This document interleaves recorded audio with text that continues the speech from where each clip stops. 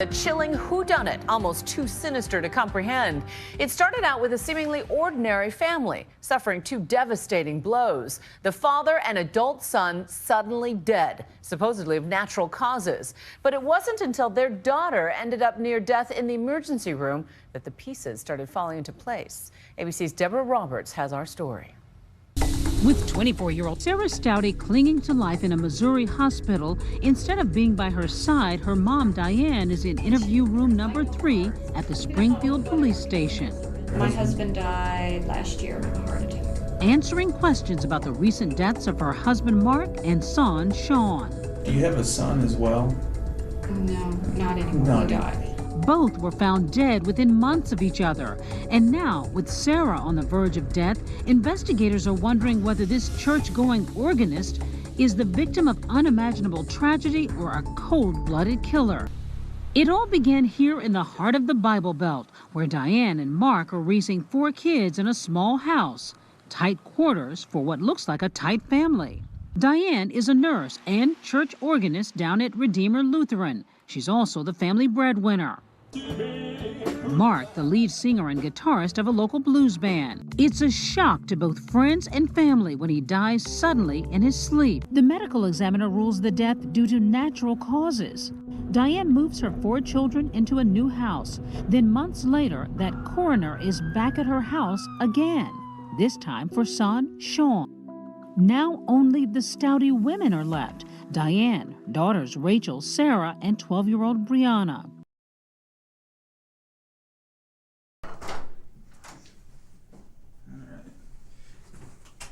Is it Stout? Stouty. Stouty? Okay. Well, again, Miss Stouty, I appreciate you being willing to come down and speak with us. You're very helpful on your part. I'm trying to be. All right. Don't know what I can tell you. Well, okay. Well, that's what we're going to try and get figured out. Obviously, like I told you at the house, we got the call about Sarah and her condition, but you say she's doing better? Yeah. Okay. Yeah. When did all this come about? She started feeling sick Saturday. Just a mild headache. This past Saturday? Well, it's been a whole week. Oh, so the Saturday that's coming up in 2 days, would that be 2 weeks? I wish I had a map in front of me. Mm-hmm. Let's see. This past Sunday, it was a week ago when we took her into the ER. Okay, so it's almost 2 weeks. So it's almost, yeah. Okay. Has it been 2 weeks? Mm-hmm. Okay. Okay. How did all that come about? She started, Saturday, she complained of a little headache, Mm-hmm. and her stomach was upset, and she threw up a couple of times. And that was it. And then her normal routine is she stays up all night and sleeps during the day. So I didn't think any about it until Sunday afternoon, and then I couldn't get her to wake up. She didn't respond to me, so we took her to the emergency room. Okay. So on Saturday then, you said she was having some headaches and throwing up. But it wasn't that bad. Not I bad. mean, I've seen the flu bug worse. Okay. So I didn't think that much about it. About what time was that on Saturday? Oh, that was in the afternoon. Okay. And then you remember about what time it was that she went to bed? Oh gosh, I don't know. I really don't know, because I go to bed at 10 at night, and she's usually still up. Okay. And then you woke up Sunday morning. And she was asleep. Okay. Then what happened? Me and the other girls went to church, and we left her sleeping. Okay. And then I came home, and she was still sleeping. And then maybe a couple hours later, I went to check on her, and we just couldn't get her to respond or answer or anything. Okay. So you brought her to the ER, Yeah. And that was Sunday. That was Sunday night. I want to say afternoon. Afternoon. It was still daylight. Okay. Okay. So after you get home from church, you go in to check on her. She's still asleep, but she just will not respond. Right. She's completely unresponsive. Yeah. Okay. And what time about was it that you got home from church? I I want to say around 12:30. Okay. And then sometime you say in the afternoon, it was still light out. Do you remember about what time it was that you took her to the ER? Maybe 3-ish. Okay. Something like that. All right. Is she still unresponsive at that point? Pretty much, yeah. Okay. I mean, we literally had to, Rachel and I had to carry her. Oh, We wow. carried her to the car. Okay. All right. And it's like, okay, this is not good. Mhm. It's like something's wrong. Mm-hmm. All right. And what did they say at the hospital? Basically, she was as sick could get. But no idea what it was? We had no clue. Still don't really have a clue. I mean, with her medical background, she's bipolar. Okay. My first thing is, did she get into something? Did she try to overdose or something? And then when I got home from the ER, I checked her medicine, and she had plenty of pills left, so I don't think she OD'd her medicine, but I have no clue. Okay. I really don't. So it didn't look like to you then that she would have overdosed No, on her and med- then I when I'm telling the ER folks, this is her history, and I know they were probably running every test under the sun on her, and they said nothing, they couldn't figure it out either. Okay. If she wouldn't have, obviously because the pills were there, if she wouldn't have overdosed on pills, you know what else she might have done? She's talked about in the past about cutting her wrist, but as far as other ways, I have no clue. Okay. She's Well, obviously really never she didn't. said anything. But obviously she didn't cut her wrist. No, in general. Okay. no, So you don't know how else she might have done it. no. Okay. I mean, if she did find something to take, I have no clue. Okay. You have any idea what it would be that she'd find to take? Oh gosh, I don't know. I mean, I don't. As far as pills, I don't have much other, Tylenol, Motrin, that type of stuff. But Anything else maybe besides pills or that she could do? well, if she got into like cleaners and stuff like that, but I don't know. I can't really picture her doing that. Okay. You don't think she's the type of person that would try to harm herself, or? I really don't know. I don't know. Okay. Part of me says yeah, part of me says no. I don't know. Did she mention anything about, wanting to harm herself, or No. nothing at all? No, Okay. no. I know she had been not sleeping as good as she's been in the past, but other than that, I hadn't really noticed much change. Okay. But then, I don't know. It's so subtle sometimes, you just never know what's going on. Sure. And it's tough because I try to give her space, but yet I want to kind of know what's going on. Mm-hmm. You said you have other daughters. Mhm. How many do you have? I have two others. How old are they? 22 and 11. Would they know? Would Sarah have maybe said something to them about wanting to harm herself? I asked or? them and they said they hadn't, nothing. Nothing. Nothing. Okay. So you don't think it was pills? You thought maybe she could have gotten into some cleaners or something? Yeah, because I know I have cleaners, and what else is there? Yeah. What kind of cleaners do you think it could have been that she would have? Gosh, what do I have? I can't see her taking soap. Yuck. The general, everyday cleaner. Well, I have some of that. What would that be? What's the name of it? Lysol? Okay. I know I have that, but I don't. Could you even hurt yourself from soap or Lysol? Do you know? I'm not. I have no clue. No clue, okay.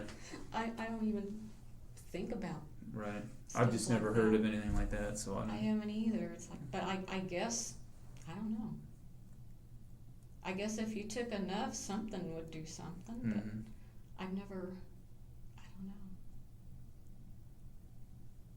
Okay. But she's, as far as you know, she hasn't mentioned anything at all to anybody No. about wanting to Uh-uh. harm herself. So that would kind of surprise you. Then. Yeah. Okay. And as far as you know, they still don't know anything at the hospital? No. Other than whatever happened really did a number on her. What do you think? I really don't know. I've been trying to rack my brains trying to figure out what happened. So. And from what I understand, you're in the medical field. Is that? I'm a nurse. You're a nurse. Okay. But I'm a cardiology nurse. I know hearts, but. Yeah. Okay. Okay.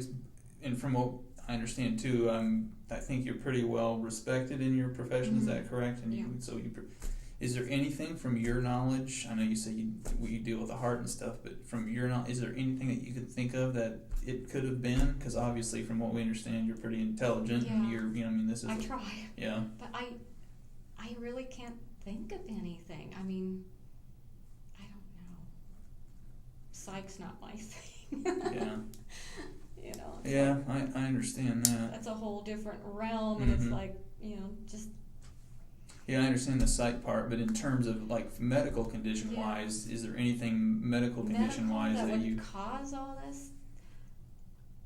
The only thing I'm thinking in my mind is, unless it's an autoimmune something or the other, but I've never heard of that causing. Basically she had a total body collapse. Okay. I mean, all her organs were trying to fail, and it's like, I don't know of anything that would do all of that. Yeah. Maybe one thing, but not all of it. Mm-hmm. It just doesn't make sense. Okay. If she did take some cleaners or something, could that essentially? Well, I can see that hurting the kidneys, but that wouldn't cause her brain. I mean, she had a brain bleed. Oh, she had a. Yeah. Oh, wow. Yeah. And it's like, I can't figure that one out. Because I even asked, it's like, you're sure it's a bleed, not a stroke, or a blood clot? Because that runs in my family, so.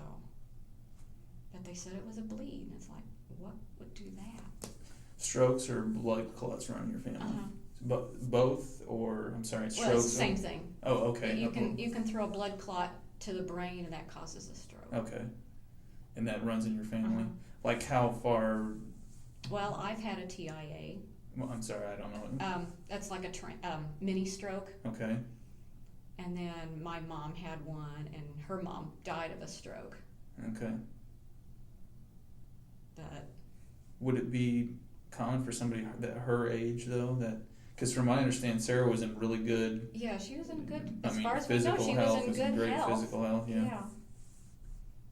Okay. And at her age, the only thing I can see is if she was on birth control pills, but she wasn't.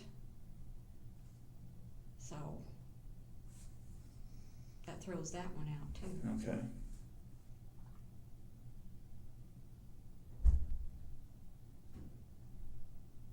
So I'm still racking my brain. And there's been no doctors or anybody at all that's been able to say they have any kind of a clue No. whatsoever. And No. I'm assuming they've been running all kinds of tests. I think they've done every test under the sun. Wow. And it's like, and everything, other than the abnormal stuff, it's like we can't figure out. I mean, her tox screen was normal. Nothing. Not even an aspirin. And it's like, okay. I don't get it. So what do you think? I mean, what do you think could have happened? I don't know. I really don't. Unless, I can't even think of a combination that would do that. What do you mean a combination? Well, pardon me, okay. because I'm not real medical. I'm sorry. You're above me on that, so. Like, if you take Tylenol and aspirin and Motrin, they make a reaction, and sometimes that'll do something, but I've never heard of it. I've never heard of that causing renal failure or a brain bleed.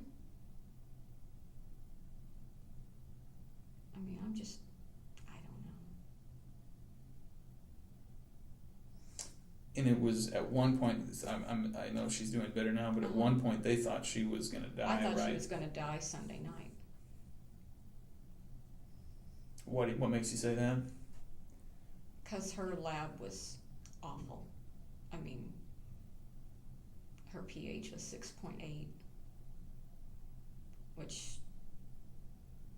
I'm looking at the lab reports and it's like, you can't be living. I mean, her kidneys were shot. She had a brain bleed. Her pancreas was acting up, and I don't know what all else was. And pH, what's that? pH, that's the acid-base balance. Normally it's 7.4. Okay. So she was acidotic. And 6.8, then that doesn't seem like much to me because that's just 6/10 of the Pope, but I'm it's guessing in the critical. medical world It's that's bad. okay. It's. I mean, she was as close to death as you could get. Wow. Yeah, and it's like I thought she was gone. What would make the pH level drop like that? Well, I think for hers the kidneys were failed. So something, her body just was not. I don't know.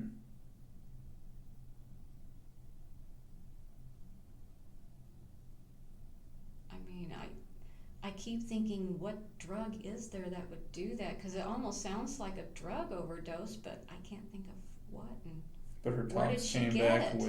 with absolutely nothing in her system. Nothing. So we can eliminate that then. Yeah. What if the cleaners, if that was the case, would That could I that? would think even that something in there would show up. How would that show up? I don't know. Mhm. Whatever chemicals are in there.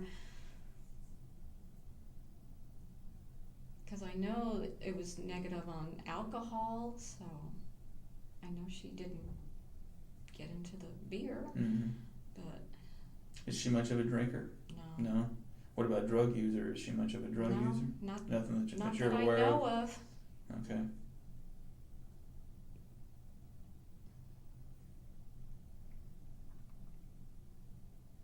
Have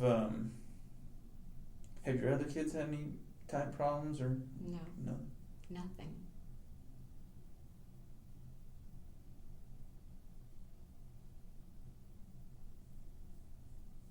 Because I thought about that too. It's like, where did we eat? Mm-hmm. And it's like, but we all eat the same thing.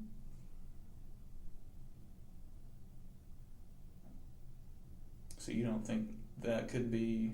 I don't think so. Did you guys eat out anywhere? Oh, we eat out quite a bit Okay. because we get tired of cooking. Right. But, you know, McDonald's, Taco Bell, I mean, nothing fancy. You guys eat at home very much? Yeah, And- yeah, But you guys are all eating the same stuff at Mhm. home too. Okay. yeah.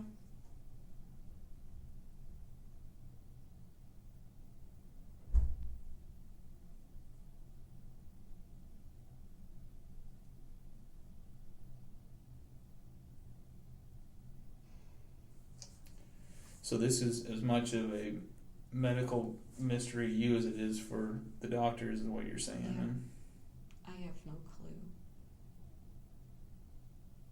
Is she able to talk now? Yeah. Have you been able to talk to her?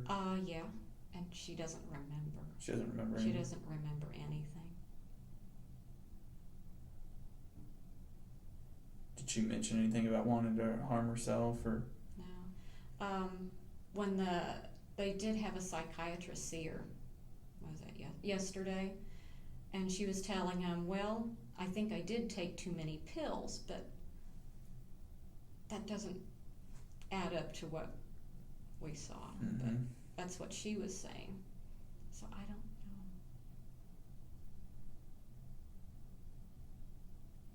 See, that makes me question. It's like, well, did she do something? Mm-hmm. And if she did, I'd sure as heck like to know what so I could prevent it again. I can't go through this again. What do you mean? Can't This go has through been this rough. again. Oh, you mean this whole ordeal? Okay, yeah. It's rough. I bet, especially since she almost I know, died. yeah. Does it look like she's out of the woods now? Do you know, or is there still? She's still, they're saying, well, when I last talked to the doctors yesterday, they think she'll make a full recovery. It's just going to take a little while. Good. Yeah. So it's not life threatening. No. Oh, okay. They don't think so. They think she'll make a full recovery. It's like, thank you. Yeah. But it's going to take a while just to get her kidneys back in shape, and Mm-hmm. but she's young, so. But man, I wish I knew. Hmm. Where are you a nurse at? I work out of the house. I work for an insurance company. Oh, okay. What do you do for I nurse review, for an insurance company? Yeah, I review claims. Oh, okay. Okay. How long have you done that? About 12 years. Wow. I love it. God, it's pretty good getting to work No- out of the no house vac- too, no- right? I don't have to work holidays. Oh, that's good. That's good. You get to make your own schedule, or Pretty much, yeah. We have flexible hours. wow. Well, you can't beat that. Yeah. It's like, yes. I wish I had flexible hours. Okay. Are you married?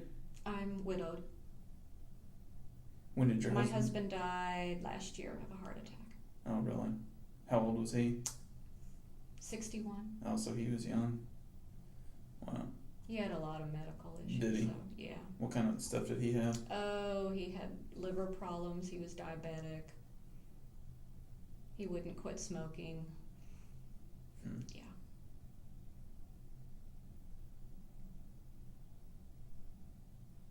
Wow. Yeah. Which, then that goes into, did Sarah do herself again, because it's been a year. Since. Well, he died last April, but, Okay. Things just play over and over in your Yeah. mind, and I have to wonder.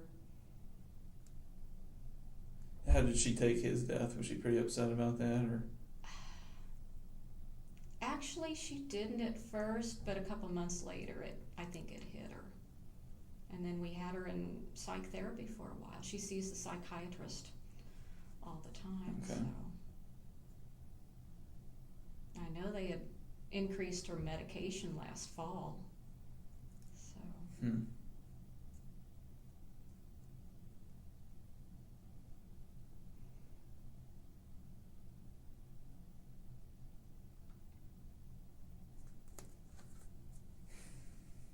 Do you have any idea what we could look for in terms of, it's just, it sounds like it's just such an odd deal. Anything at all that to give us some guidance to figure out, what happened, or any suggestions you could think of? I really can't think of anything.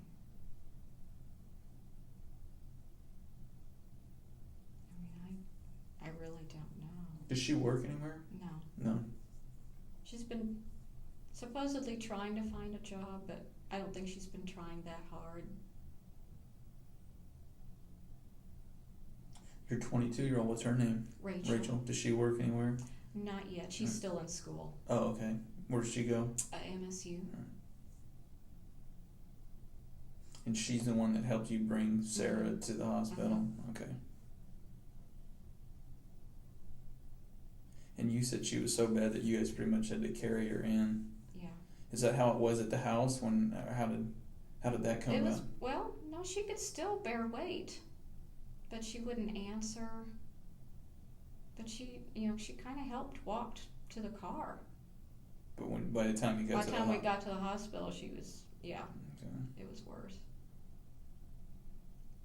So when you came in after church and she wasn't responsive, was she still asleep and she just wouldn't respond to anything you were saying? Could she move at that point She at was all? still moving. She was still yeah. moving, but no talking and could. Mhm. But Okay. then she's a what I call a deep sleeper, Okay. so it's hard to tell. Yeah. And then you said you decided about 3 that this is pretty bad. Yeah, something's wrong. This is not normal. Yeah.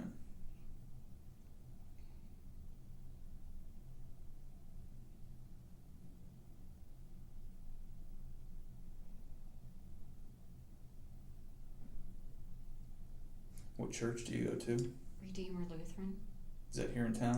Uh-huh. Okay.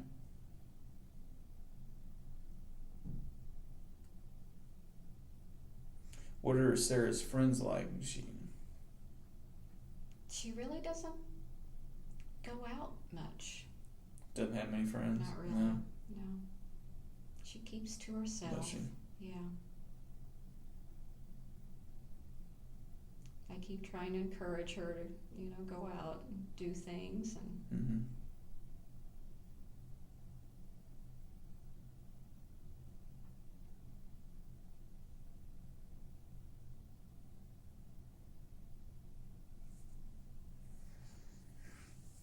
Mm-hmm.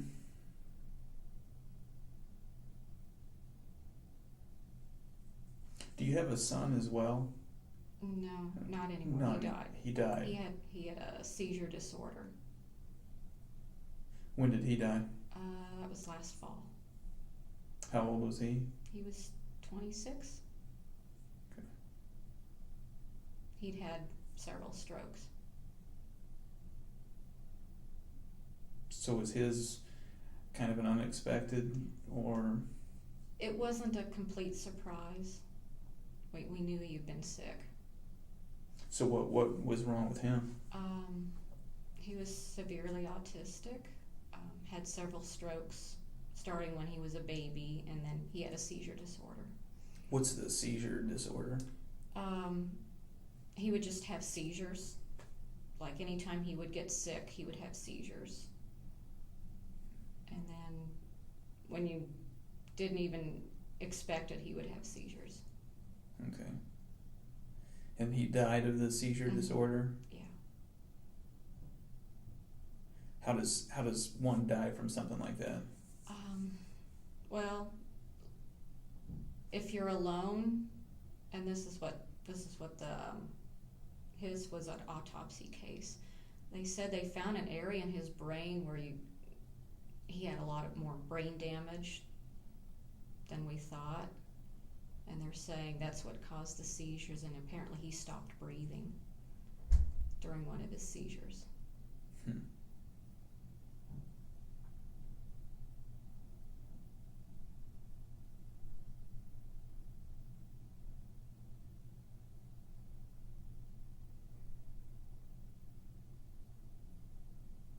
Is that common for people to die? I've just never heard of anybody dying from a seizure before. Is that pretty common? It can happen. How common is it though? Is it? I don't know. You don't know. I don't know.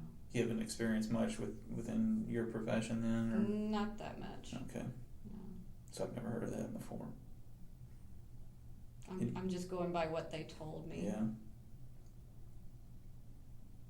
And where was it that he died? He died at home. And you said your husband died at home also? Mm-hmm.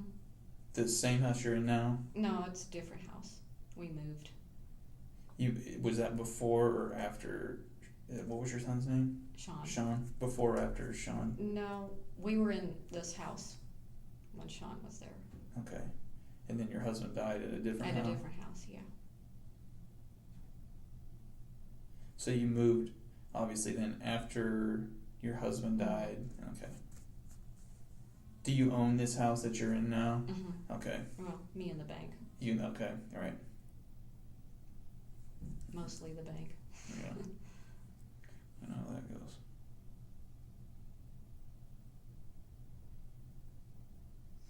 So your husband was a heart attack, Mm-hmm. and then Sean's was from seizure disorders. Mm-hmm. Okay. Mm-hmm.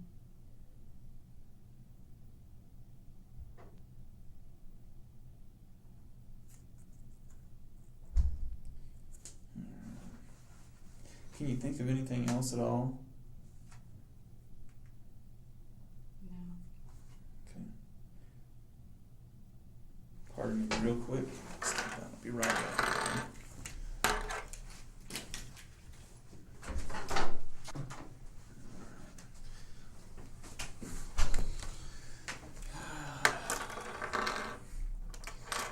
I'd like to talk with you just a little bit more about trying to figure out, do you know any specific type of cleaners or anything that she could have gotten into that you mentioned that you thought could have been a possibility, that maybe she, I'm assuming, drank these cleaners? Mhm. Or okay, is there anything specific I'm that trying you to think of what I have.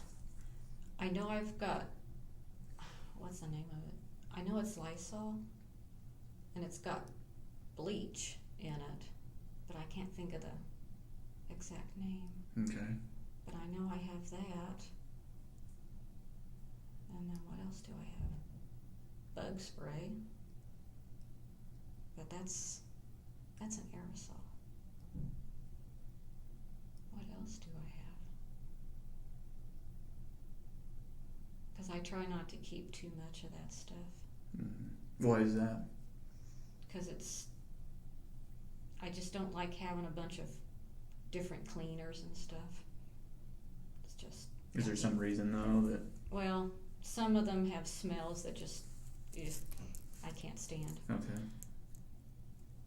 I've just never liked to have a lot of cleaners and stuff. Mm-hmm. I'll just have my basic stuff.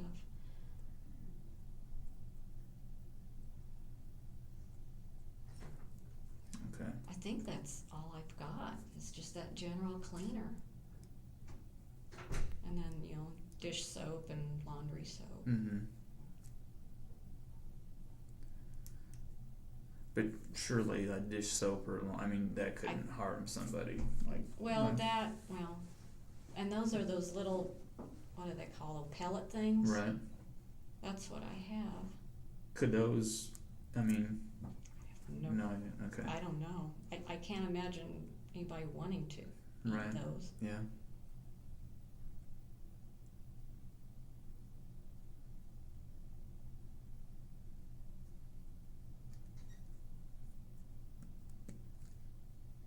Could somebody even taste wise, could they even stomach ingesting something like that with?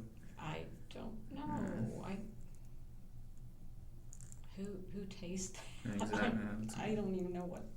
I don't even want to know what they taste like. Yeah. Yuck.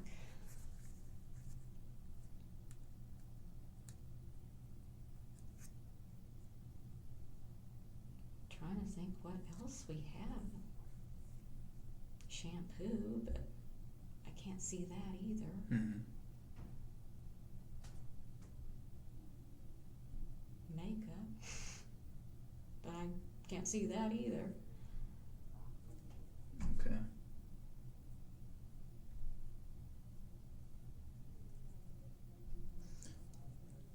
Do you know of anybody else that would want to harm her? You said you'd be surprised if she wanted to harm herself. Do you know of anybody else that would want to harm her? You said she doesn't really have any friends. No, I can't even think of anybody. I mean, most everybody that knows her, she's a sweetie. So I can't think of anybody. So you can't think of anybody? No. Do her and Rachel get along? Mm-hmm. You don't think Rachel would have anything to? No. No? No. I don't think Rachel could hurt a fly. Maybe a wasp, but not a fly. She doesn't like bees. And Brianna adores her, so.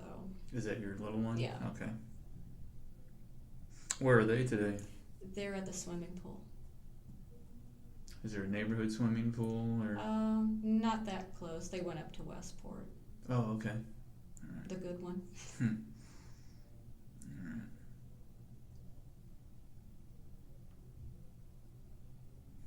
So you really can't think of anything else for us to look at, or? No. Okay. Did they do any kind of autopsy on Mark? No, they didn't. No. No. I can remember them, they tried CPR on him, and they told me that his lungs were just black from the smoke. Mm-hmm. He was pretty overweight, and they didn't even, I don't know, they just said it's a heart attack for sure, and it's like, okay. Where's he buried? He was town? cremated. Oh, he was cremated. Okay. Yeah. Was Sean cremated, Mhm. or he was cremated as well? Mm-hmm. Okay. Yeah.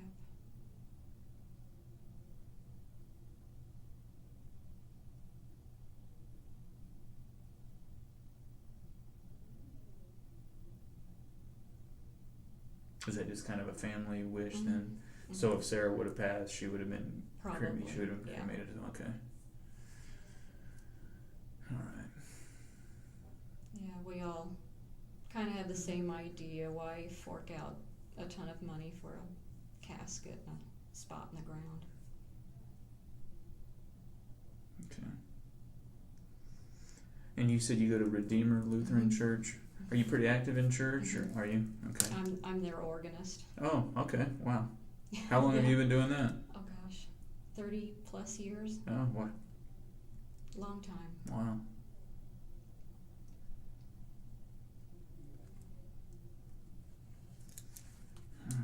Do the girls, or was he active in the church as well? Or? Not as No. active, but he went. Okay. How about Sean? What? Sean didn't like to go because he didn't like it was too many people. The girls, or do they attend much? Rachel is there all the time. Brianna likes to go during the week. Less people. Mm-hmm. What about Sarah? Sarah never really liked to go that much. Okay.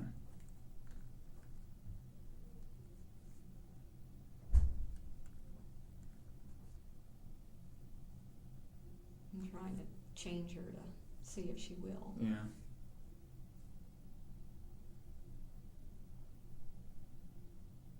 But you're obviously pretty dedicated, it sounds like. 30 years Yeah. and playing the organ for 30 years, so you're definitely dedicated.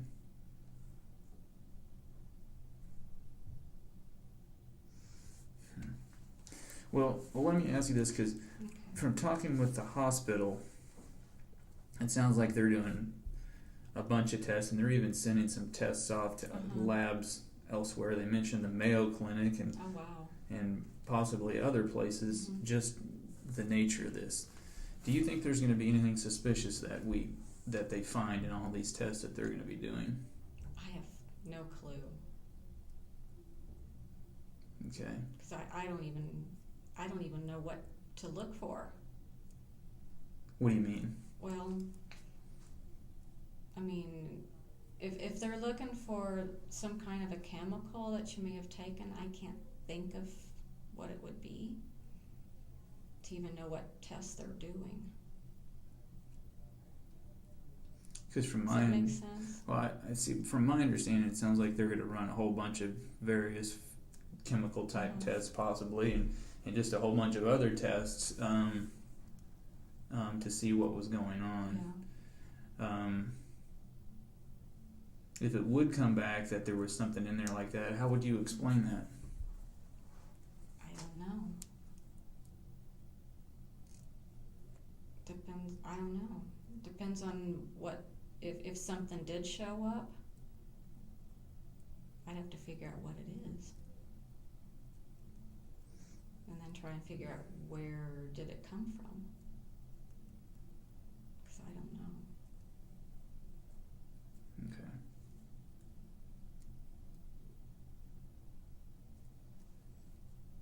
Do you know much about the autopsy process? A little bit. Okay. What did they tell you about Sean's autopsy? That he had a congenital kidney defect. That they found quite a bit of brain damage. I'd never heard of the word gliosis before. They had found where he'd had his initial stroke, and then there was evidence of seizures. Okay. Because we've spoken with the medical examiner about that.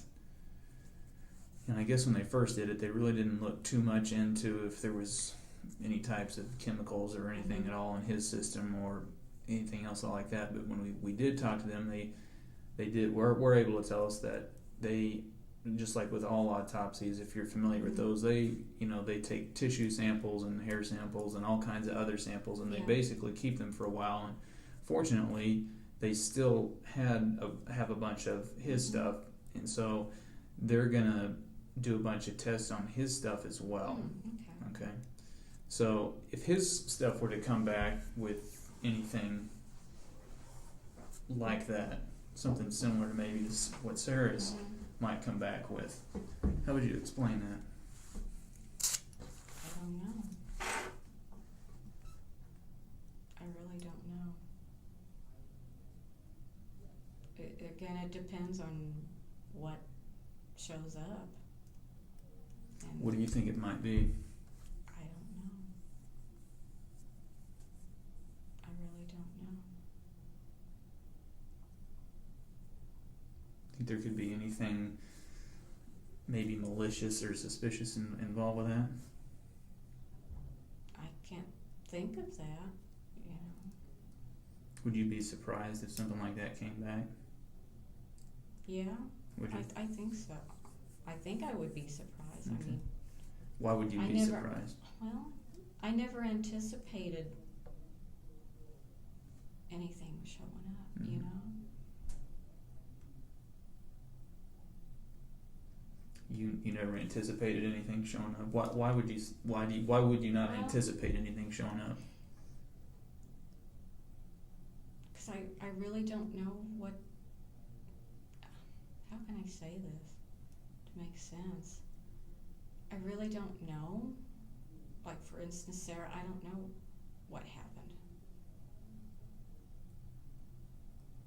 Right. And as far as Sean, I'm just taking their word that Yeah. that's what happened. And I understand. I think their initial, because they didn't obviously go into a bunch of stuff, but Mhm. now after Sarah's condition, and there was no autopsy done on Mark, as we know, but maybe from some samples that were taken initially, not the autopsy, but just because I know Mark had some substance on his face and things like that, and from samples there, is there any reason that from samples taken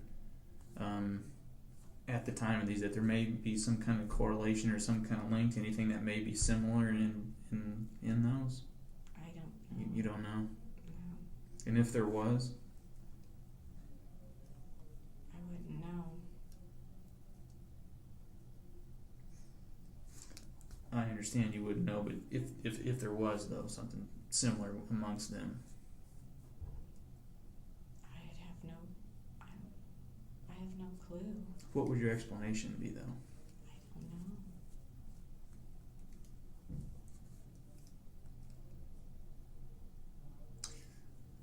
What was Mark's life insurance policy like?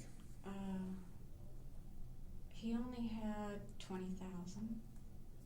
That was it. Okay. How about Sean? Sean only had 15. What about Sarah? Sarah only has 15, I believe. Rachel? And Rachel has 15. And Brianna? Has 15. Okay.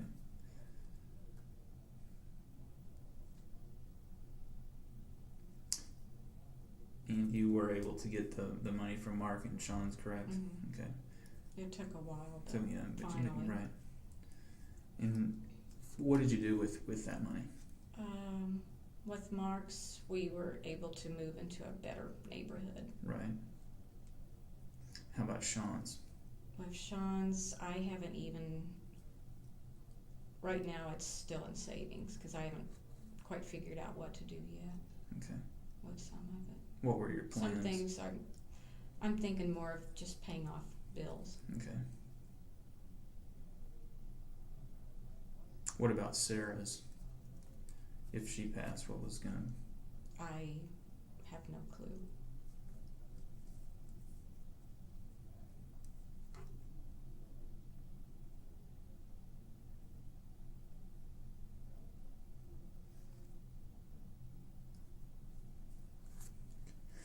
Let's get back to the medical stuff, because of the samples from tissues and fluids and everything else at the hospital are doing with Sarah. And then because of that, they're going to go back, obviously, like I told you, and reevaluate Sean's autopsy and the samples that have been saved since then. And again, Mark having the same deal. So how would you explain, what would be your explanation if there's something in their samples that comes back as being, as if there is some kind of chemical or something that shouldn't be there of that nature? really don't know. I know Sean and Sarah were very close. Okay, and what do you mean by that? Well, they talked a lot together. But what would that have to do But with having I some don't kind know. of substance? What would that have to do with some kind of substance, though, that shouldn't be there? I don't Being- know. Okay. Really, I don't know. Okay. What, you wouldn't have any kind of explanation for that? Mm-mm. Okay.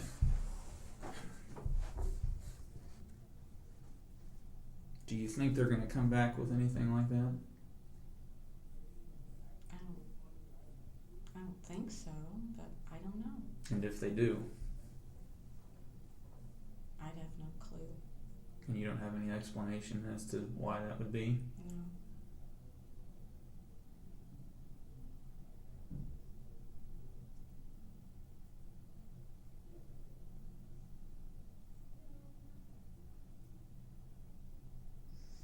Oftentimes, you know, there's cases that come up that are similar to this, where people are harmed, you know, by other people, and there's always a reason. If somebody was to harm their, you know, if their deaths were because of something like that, if somebody was to harm them, why do you think that would be? What would the reason for somebody to want to harm them? I don't know about my kids, but Mark had a lot of weird friends. Well, I don't know if I'd call them friends. Acquaintances. He would, you know, they were into drugs and all that, but that wouldn't surprise me. But as far as my kids, I can't imagine You can't imagine. anybody trying to harm them. Did you ever have any suspicion with Mark's death?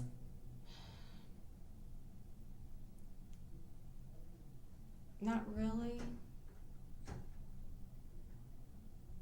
I wouldn't call it suspicion. I was not surprised because he would binge drink and What was your guys' marriage like?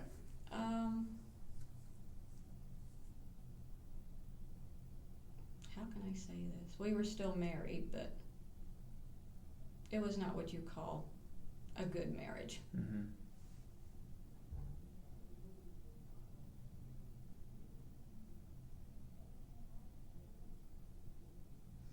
Have there been any infidelities on either side? He had. Yeah. Mhm.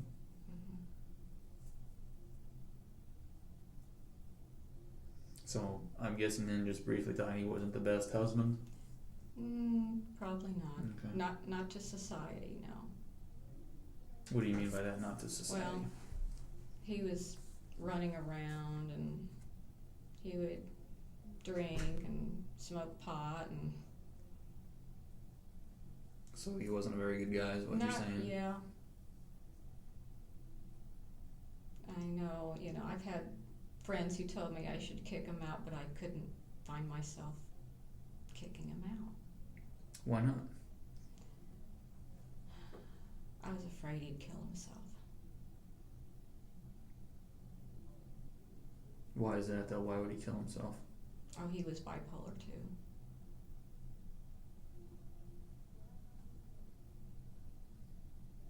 And even though things were bad and he wasn't a good husband and you said he wasn't good for society, that you didn't want him to kill himself? Mhm. Okay.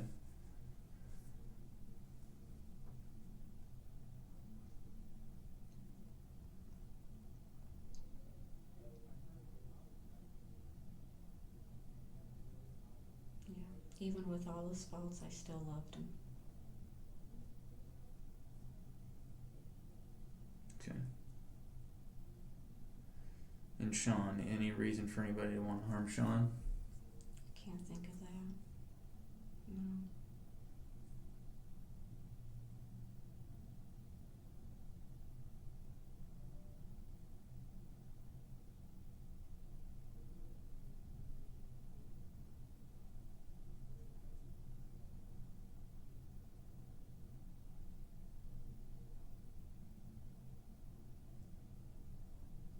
What about Sarah? I really can't think of that either. I mean, If the tests come back and show that somebody did harm them, how would you explain that? I have no clue. I really don't. Who would you suspect? I have no clue. Nobody that you could think No, of? nobody that I can think of. I can't think of anybody. Okay.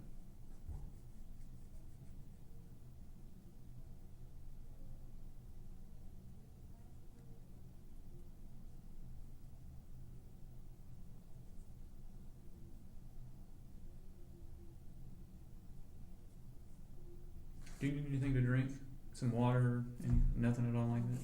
You'll be fine. Okay. I'm gonna go grab a real quick drink because I'm getting pretty thirsty, and I'll be back here in just a second. Okay? Thank you, ma'am.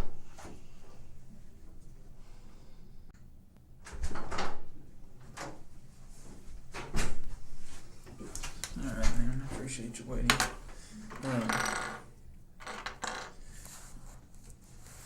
Was there we talked about some of the financial stuff.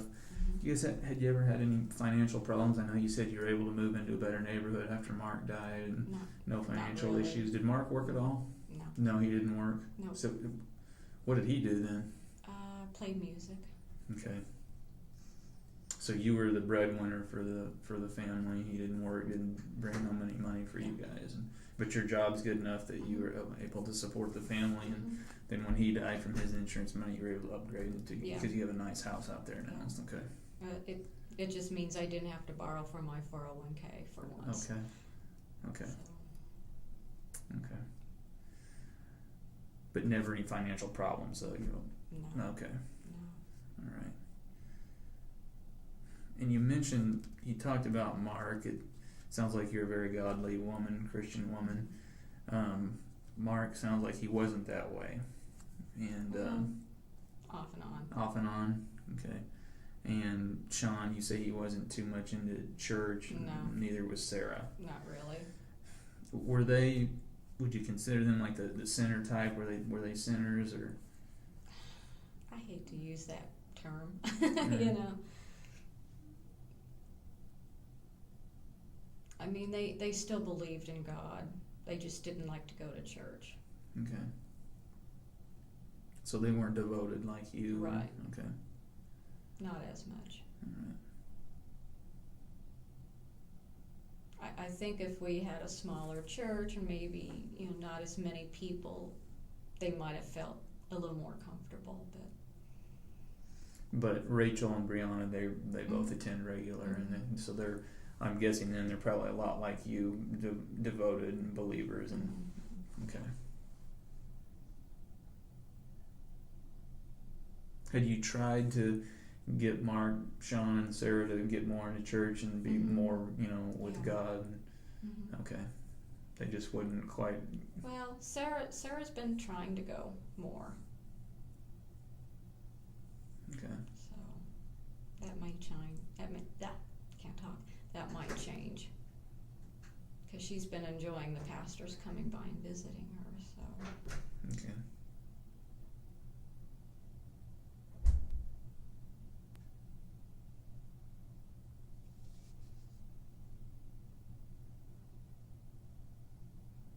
That kind of gets us back to why somebody may want to harm any of them.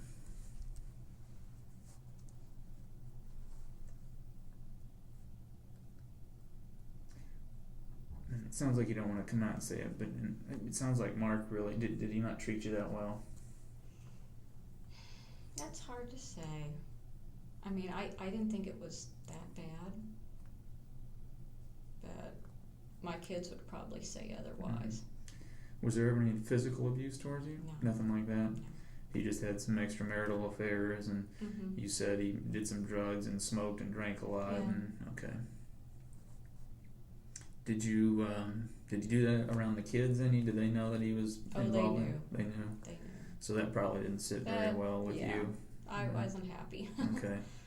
Was Sean involved in anything like that? Did he drink or use any drugs or? Not that I know Not that of. okay. Mm-mm. But you obviously weren't happy then with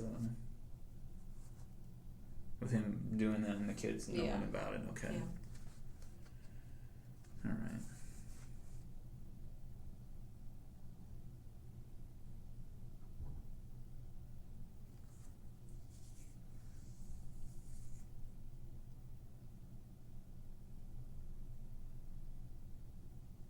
Well, Ms. Stout, there's been some things that have come up. We've been investigating this for a while. Mm-hmm. Okay. And there's been some things that have come up during the investigation.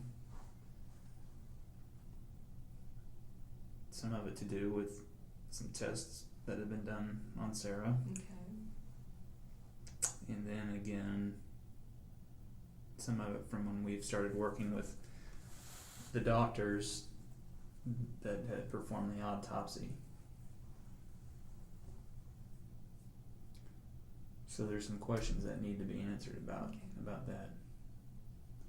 And I'm hoping that we can get an explanation, because I know that you, from looking into this stuff and looking into you, I know that you are that you're a God-fearing woman, you strong in the church, very, very dedicated to the church.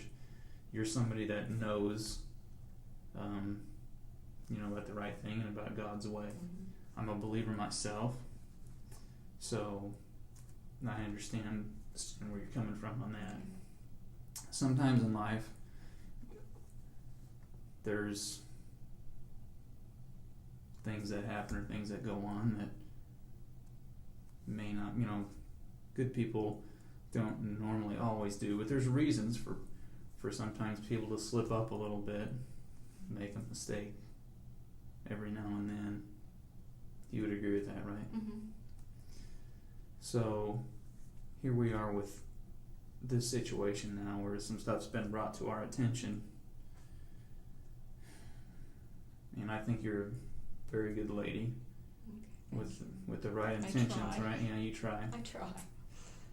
But sometimes everybody kind of reaches a tipping point or a breaking point, and it gets to where again, like I said, that maybe certain decisions are made that normally wouldn't be made for that.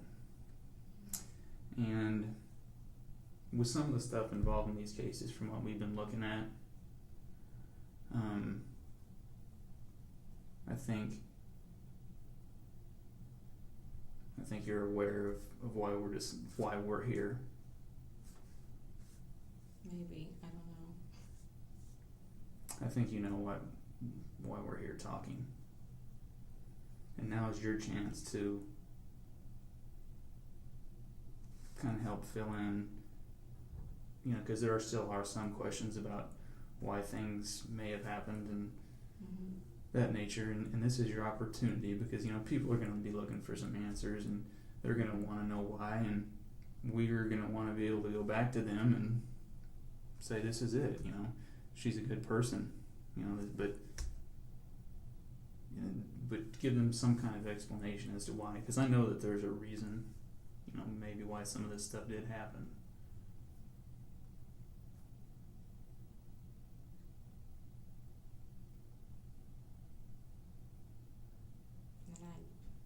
As far as Sarah, I don't know.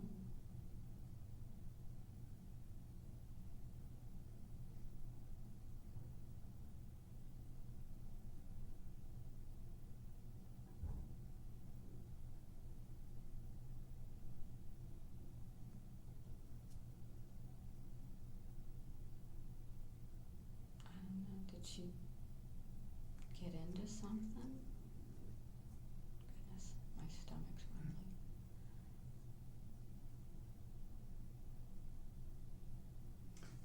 Let's get past that, Diana. Okay, let's talk about it, because I think you probably want to talk about it. You need to talk about it, because when people do things, it's always good to ask for forgiveness. Mm-hmm. You know that. And oftentimes the best way to ask for forgiveness is to talk about it and give an explanation as to why things happen.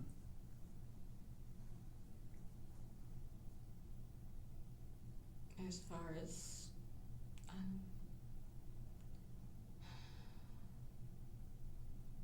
Sarah's a difficult child Mm-hmm. to deal with, I understand. and I've been kind of putting pressure on her to, you need to get out and get a job. Your college bills are coming due. I don't want to pay for them. After all, you get tired of doing everything for your kids, and it's like you need to step up and do it.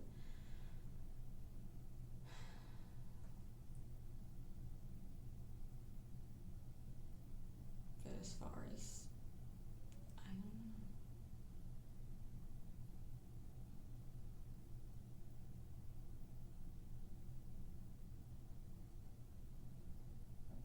As far as did I do something to her, I didn't do anything to her. I mean, I guess I could have taken her to the ER sooner, but I didn't know. How would you explain, if through everything that's been going on, because I've been involved in this investigation for a while now, and I've been working with the hospital, Mm-hmm. how would you explain, because the hospital has been, like I said, working with me, and you may not be privy to know everything that we've been discussing, Mm-hmm. how would you explain if something's been found that may indicate otherwise? I don't know. All I know is if she, I don't know. I know I didn't do anything. And if you did? I'm just telling you I didn't do anything.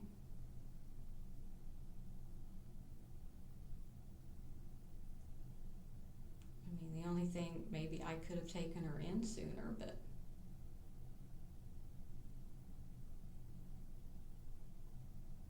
I didn't do anything.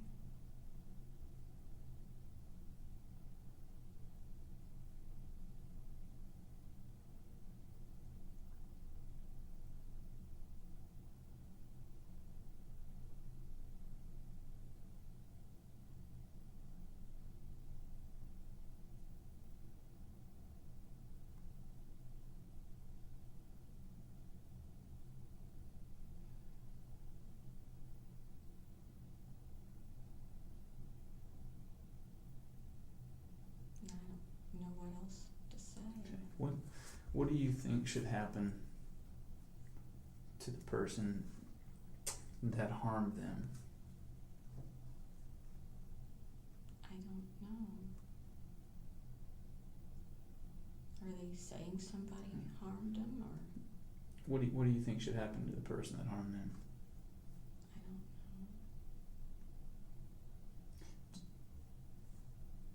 Well, what do you think, though? You're a smart lady. What do you think? You think maybe there was a reason that they were harmed? Maybe, I Right. guess, I don't know. Right. Lots of times, when situations come about like that, there is a reason Yeah. for whatever it be, I completely understand what you're saying. Sarah, I feel for you. If she's as old as she is, she's graduated school, she's got all these bills coming up. You're trying to get her to church, you're trying to get her to work, you're trying to get her to do these things, and she's not going along with it, and it's got to be just immensely frustrating for you. I completely understand that. And so I can imagine what you must be going through with all that, knowing the stress of having the school loans coming up, and she's obviously not working, so she's not going to be able to pay for them, so that's just going to be piling on you, and just the stress and pressure from that. So I completely understand, how that had to have affected you. I completely understand that. And most of the time, when people do things like this, there's a reason for it. Some people in this life are just evil people. They're just bad people. Sometimes, like we discussed earlier, there's very good people that they just get to a point and just can't take things anymore. And I suspect that in these situations that we're talking about, I suspect that's probably more so the case as opposed to just an evil, bad person doing something. Would you agree with that? I think that's exactly the case. I think Mark, he's having these infidelities. He's not working. You've got the whole burden of the family. You got to take care of everybody. You have all this stress and pressure on you to raise your kids, to put food on the table. You're the working one. He's out. He's drinking. He's using drugs. He's using drugs in front of your kids, which nobody would appreciate. He's doing things he shouldn't be doing. I think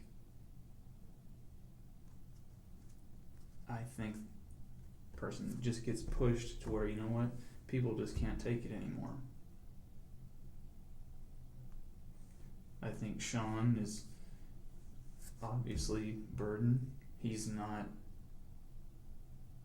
going to church. He's not, probably doing what he should be doing, just like we've talked about. And then the same situation with Sarah. So when I look at this stuff, I think there's a person that just has been pushed, taking all this stuff, and it just keeps building up and building up and building up. And I think it just gets to the point of just can't take, people can only take so much. I don't think it's just pure bad and pure evil and somebody with these intentions to, just want to do harm to people. That's not the case, is it? No. Not that I know of. I don't think there's that many evil people out. Right. I don't either. I think it's just you got pushed so far, you had all this weight on your shoulders because you're not a bad person, are you? I hope not. No, I don't think you are. You've obviously been in church. You've been very devoted. You're spending a lot of time in church, giving a lot of your time over that. You're the organ player. All this stuff. You're a good lady. You're a good person. And like we say, good people just get to a point and make a mistake. Something that they normally wouldn't do. They've been pushed and pushed and pushed, and sometimes there's just no other way. Those people have pushed them to where people just can't take it anymore. And I think that's the case. And when people look at this, I think that they will understand that. But they've got to hear the story. They've got to hear about, what I was just pushed to the brink. I'm not a bad person. I'm not an evil person. I was just pushed to the point where I couldn't take it anymore. There was no out. There was no other alternative. And they're gonna have to hear this story because you don't want people to think of, she was just plain evil, because that's not. I don't think that's the case. But after all the stuff I've gone through, I don't feel like I was that overwhelmed.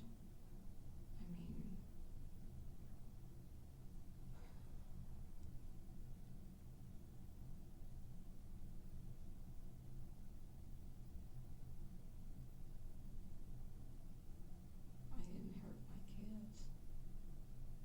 And that's what I feel like you're insinuating I did.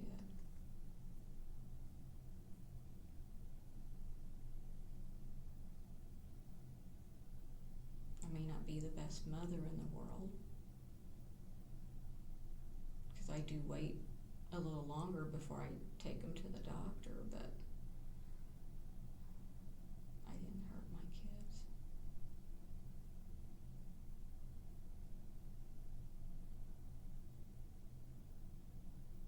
And when Mark died, it was actually a relief. I just don't tell people that.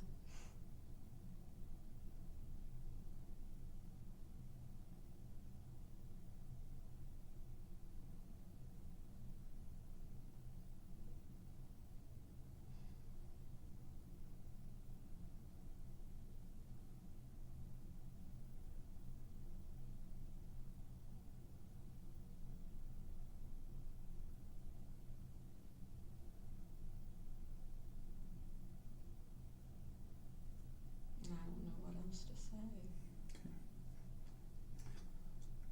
Well, Diane, again, you're in here for Yeah. a reason. You know that. Mm-hmm. I'm here to try and get your story, because when this is all done, when everything is said and done here, there's gonna be a lot more people besides me that are gonna have questions. Mm-hmm. I'm giving you the chance so people can have some answers, because you're a very good person, you're very involved in the church, and I think most people really think you are. But when this is all said and done, people are going to have questions, they're going to deserve some answers, Mm-hmm. and you're going to want them to know and have some kind of story about what it is, because you don't want people thinking that you're Mm-hmm. just bad, because when all this stuff comes out, because it will, you don't want people to look at this and go, oh my gosh. You're going to want people to know why. And I think that's what it is I just think there's only so much all of us can take. You got so much stress and pressure on you. There's only so much a person can take. And I think that's what you gotta talk about why, so people are gonna know and understand and realize, you know what, it's not about evil. It's not about just being bad. There's a reason. Well, is it bad if you argue with your kids and tell them, and I probably shouldn't have, it's like sometimes you'd be better off if you'd kill yourself.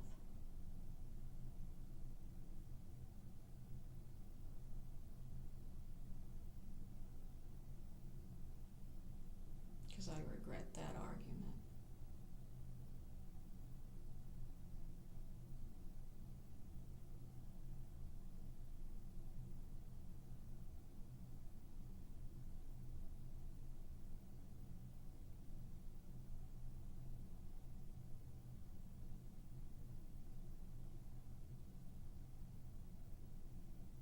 And I know Sean, not too many people know this, but he did talk about killing himself too. But I don't, Diane, we know that didn't happen. he didn't kill himself.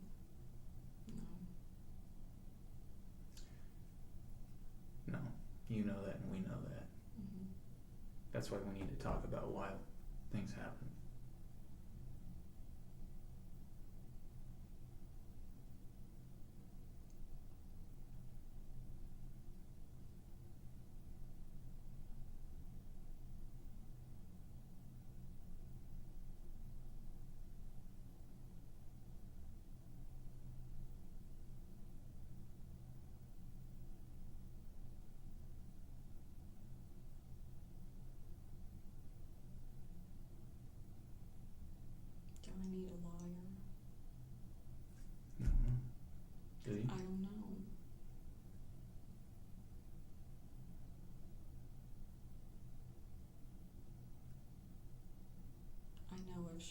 delayed taking him to the doctor.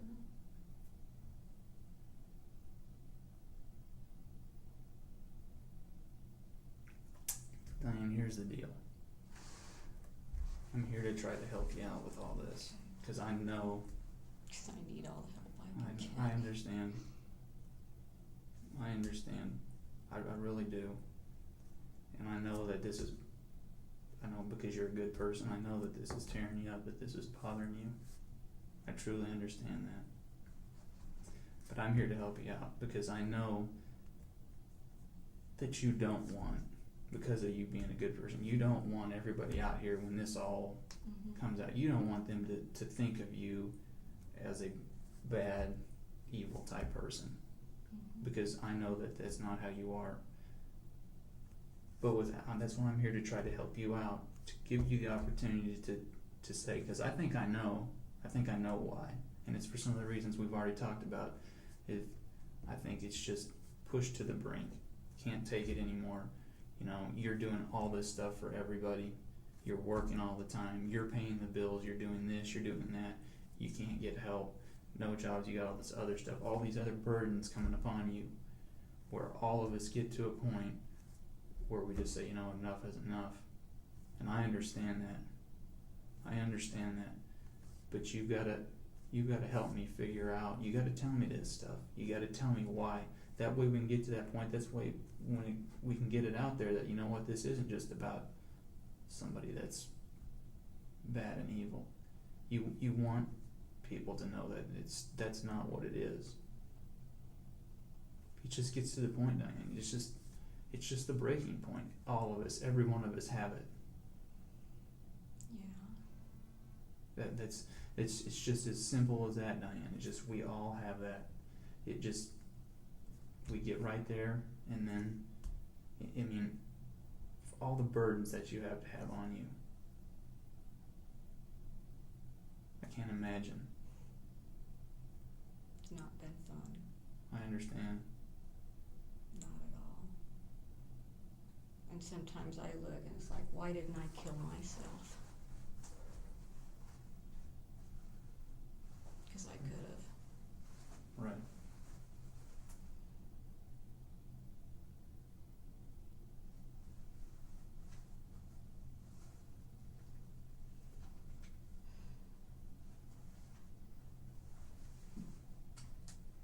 But I didn't.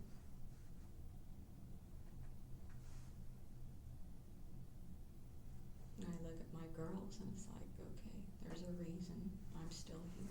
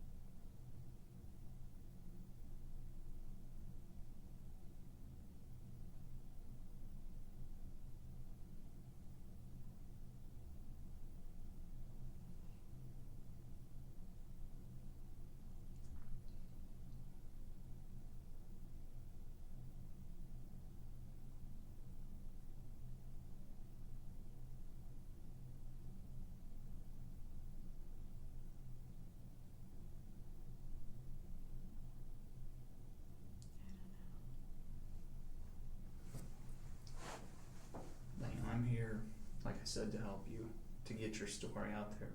Because without your story out there, everybody's going to think that you're just evil.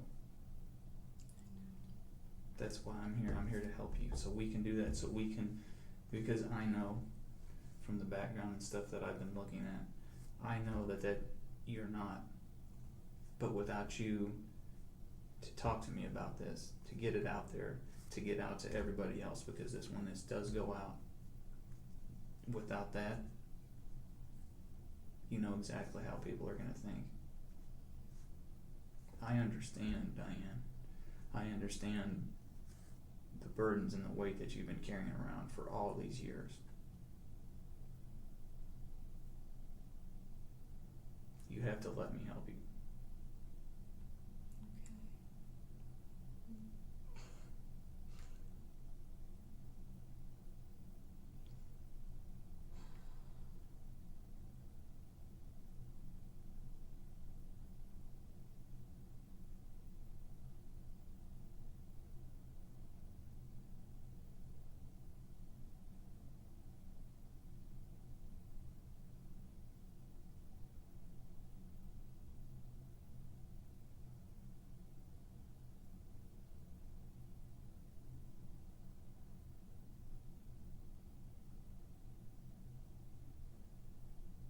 I just want to be there for my girls.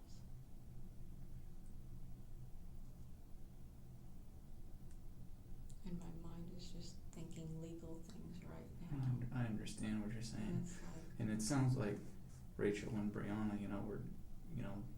it sounds like they were good to you and they didn't give you problems, right?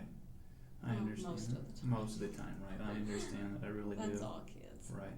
I do understand that. But they're gonna have questions too. Mhm. And you're gonna, I mean, and this is why, you have to think about them, because it sounds like you truly do care for Rachel and Brianna. It really does. And I care for And- Sarah, right, and I cared for Sean. Right.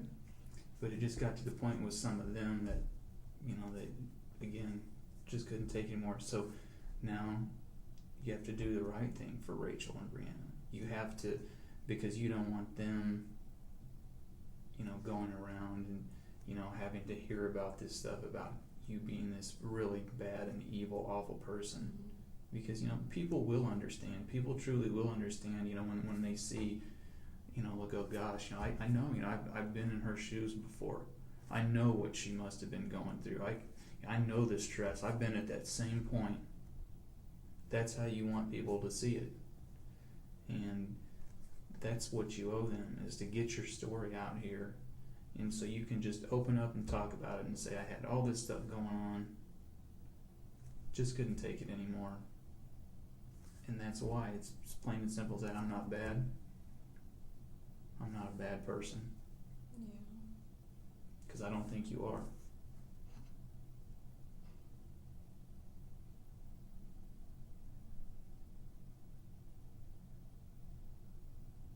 I try not to be a bad person, even if you wish things to happen, but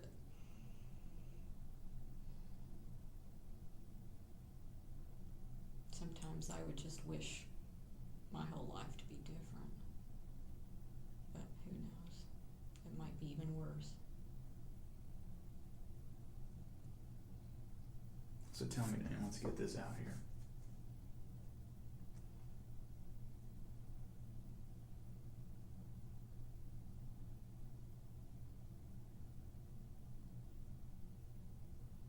We had been arguing, and she got really mad at me. And I told her, for all the stuff that you've put me through, blah, blah, blah, blah, blah. And I think she went out in the garage.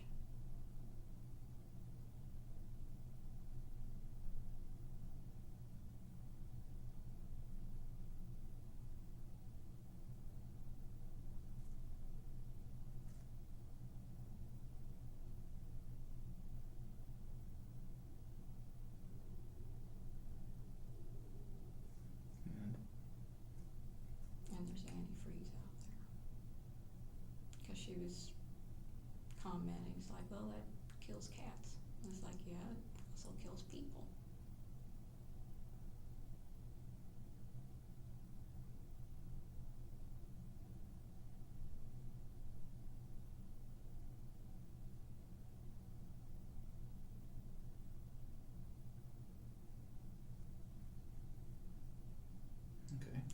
so mad at her that, yeah, I waited before I took her to the hospital.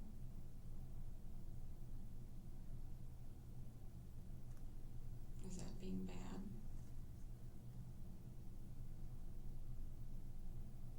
It's stupid. It's stupid on my part. I'm a crummy person.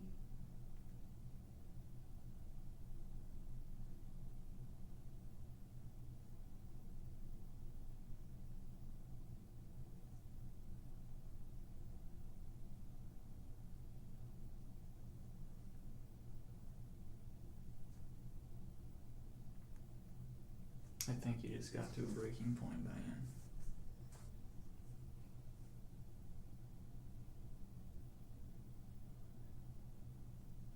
But I'm horrible.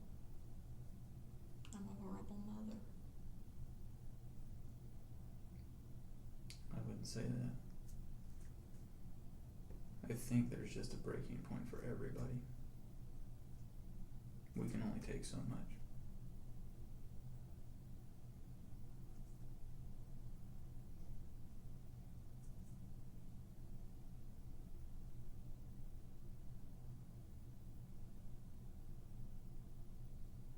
So now what?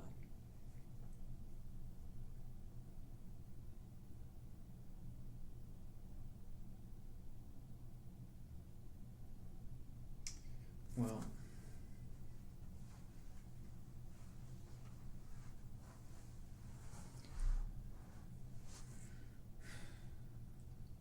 there's still, as you know, there's still some other stuff that we have to talk about.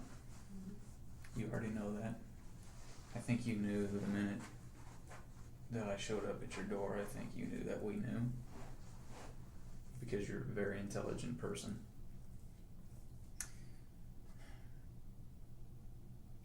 But you're just gonna have to be, because I think we're getting closer, but you're just gonna have to, you're gonna really have to think and decide that you've got to do the right thing. And tell me the whole story, because we both know that the whole story is not happening. Okay? So,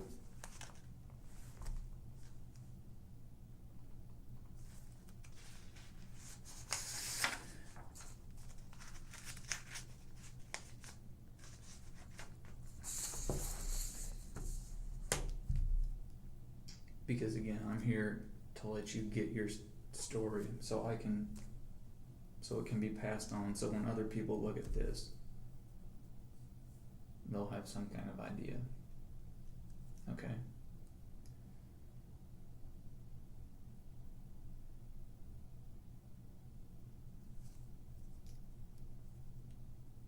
Unless there's some other stuff that I'm gonna inform you here in just a second. Okay, once we're done with this, I'm gonna tell you some other things. Okay, but I know I've checked, and I know you don't have any kind of criminal history because you're not a bad person. So I just have to read you this real quick, okay?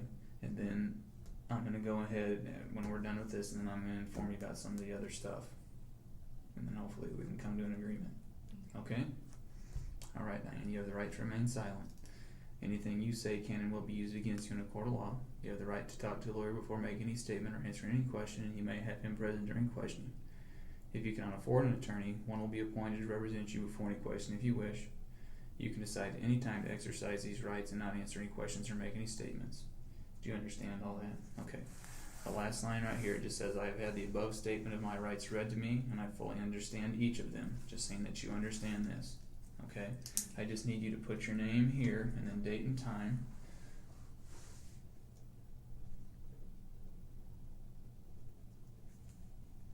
Today is the 20th, 6/20/13, and it is 5:57 p.m. Thank you, ma'am. Okay. Now, Diane, like I've been telling you this whole time, because again, I know this is all new to you. You've never been in any kind of trouble before. I know that. I'm I'm here to help you out so you can get your story, like I've told you a couple times now, so you can get your story, because obviously, you know, this, people are going to hear about this all over. But you have to have your story. You have to have people realize why this happened, because when we've seen previous cases like this and stuff on TV or read in the newspapers or whatever, usually the first thought is horrible, terrible, evil, awful, all these negative things. What people don't sometimes look at and take a step back is because, you know, there's always a reason when people do this kind of thing. There's always a reason why. And if more people would just get that out there, then more people like us would understand, okay, this is why, you know, this isn't just a bad person that's doing this. There's something there that's pushing them, forcing them to do something like this. Mark is not treating you well, not the way you deserve to be treated. He's cheating on you. He's not working. He's putting all this burden on you. You're playing the mother and father role, taking care of the kids. He's using drugs. They're knowing about it. No good parent like yourself wants their child and children to see things like that. So he's pushing all this. I mean, he's just stacking on top of you. You're the breadwinner for the family, on top of all this stuff. Okay, that he's just adding all this extra to you. Same deal with Sean. Sean's not treating you as a mother how you should be treated. He's not doing what you ask, and the stress of that. And then we get that, which leads right into Sarah. She's the same way. She's not treating you how you needed to be treated as a mother. She's not talking to you respectfully, not how a kid should treat their parent. She's not working. She's got these student loans that now are all going to be forced upon you to take care of because she won't go out and get a job. This is big stuff that you're having to deal with. I understand that. So that gets us back to the point of we all just reach a point where it's just a breaking point. Okay? Then you have to tell me why things happen so I can help you. Why things happen. Right. As far as Mark, he had the heart attack.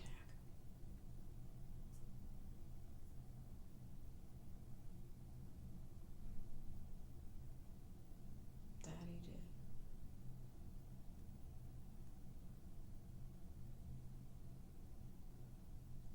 As far as Sean,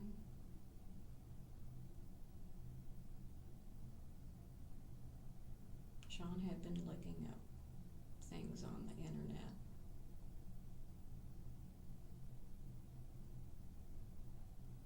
He'd been threatening to kill himself.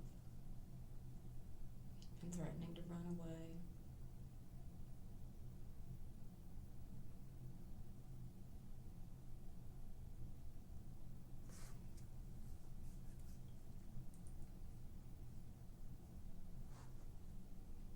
And after a while, you get tired of it. And you don't know whether he's crying wolf or not. So I kind of ignored him for a bit.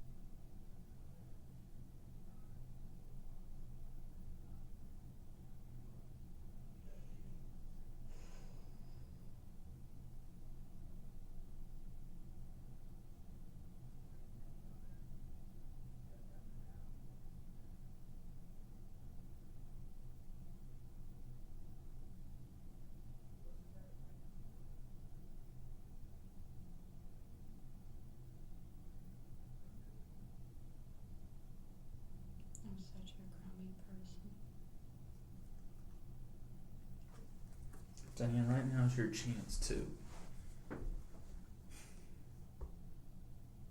make some of this somewhat right. Okay? I know you're not being completely honest. I thought, with the type of person you are, now realizing that we know, I thought you would come in here and give an explanation and to say why you did what you did. Because that's part of the process for going, you know what, I screwed up a little bit. That's not normally me, but, and then tell me the reasons why. And I completely understand the reasons why. But Diane, you're sitting here, you're looking at me, and you know. I'm scared to death. I understand you're scared to death. I completely understand that. But I think I've been pretty decent with you, and I'm going to continue to be decent with you, Diane, because I deal with people that are really bad. Just career criminals. They don't care about anything. And then I deal with some people that are very similar to you, that are good people, and then, you know, these reasons come up that good people just have little slip-ups in life, just a little hiccup is all. Yeah, but this is more than just a hiccup. I mean,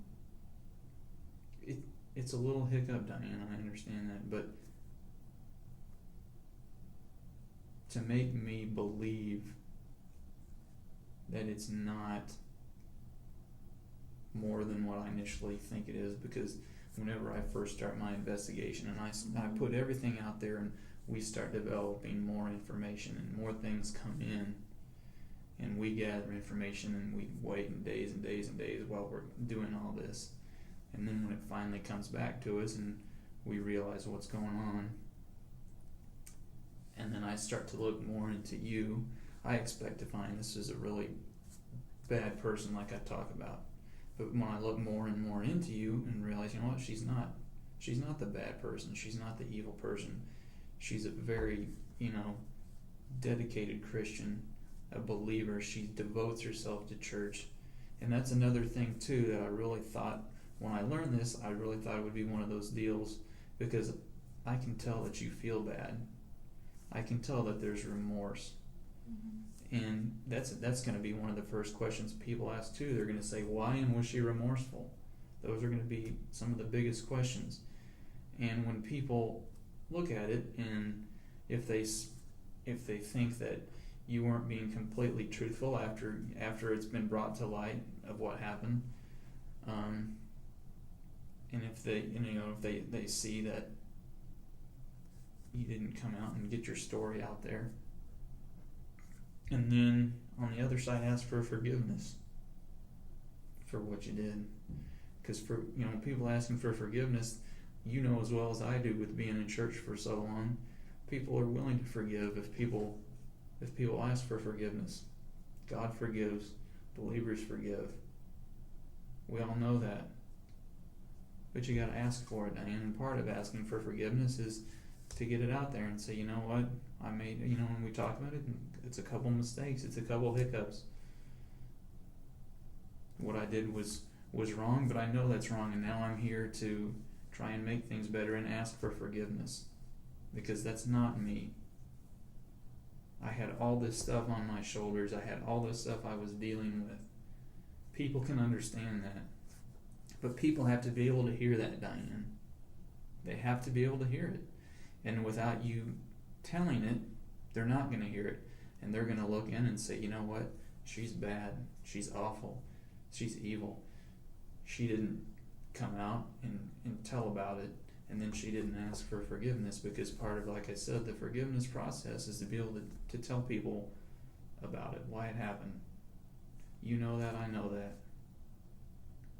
And that's what I'm giving you the chance, Diane. That's why we're here today, is so you can tell me. So you can tell me, so we can get it all on the table. It'll be that weight that'll be lifted off your shoulders, because I know people that, especially good people like yourself, that walk around and carry this kind of stuff, carry these kind of burdens, so many times just talking about it, to get it out there and say, here's the deal, I did this because I had all this going on. And then it'll be a relief to be able to talk about it, to get it off your shoulders, and then to help with the forgiveness and the healing process. But you have to do that. That's why I'm here. You have to sit down, just like we're doing, and talk about it and get it all out there. You do know I'm that. afraid of You going do to know. jail, I know you're afraid of going to jail, but that you shouldn't even be thinking about that right now. I know, but that's how my mind works. I understand, but let's put that out of your mind, because you shouldn't even be thinking about that. I understand you're afraid to go to jail. Well, we're not going to even think about that, because that's got nothing to do with it. Now is your chance to tell us why, and to show some remorse and ask for forgiveness, and that way I can go to these other people and say, yeah, she made some mistakes and that was it. So tell me about it, Diane. There's a lot of arguments.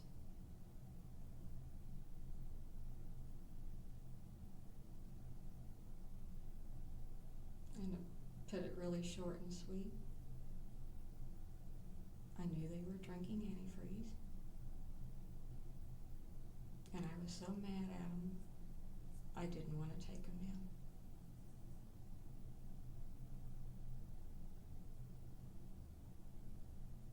I delayed.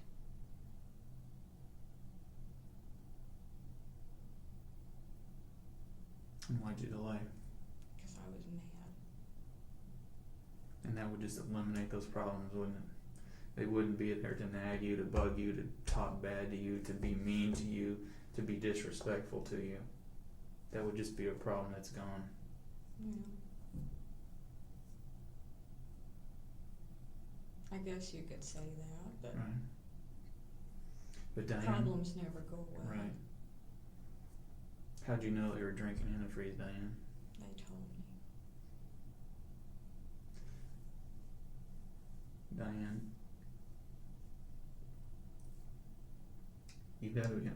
I want you to understand this, okay? I want you to understand where we're at this point. Okay? Right now, because I know you're scared. I completely understand that. I 110% understand that you're scared. But Diane, right now is not the time to tell me things that aren't true, because it all comes back to, again, when other people, not me, but when other people that are going to see this look at this and go, did she come in and tell the truth, or did she lie, and lie? Okay? You have to understand there's going to be a lot of people that look at this, and you don't want them to see all these lies. You and I both know why you knew they were drinking antifreeze, and you need to tell me about that. And lying about it, Diane, will not help you. You know that. You don't need me to tell you that. You need to I know how you knew they were drinking antifreeze. And you need to tell me. How I knew they were drinking it?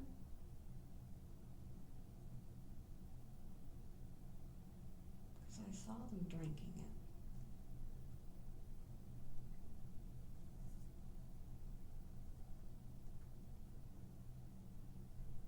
You need to tell me the whole truth, Diane. And you know we're looking at each other eye to eye right now. You know that I know.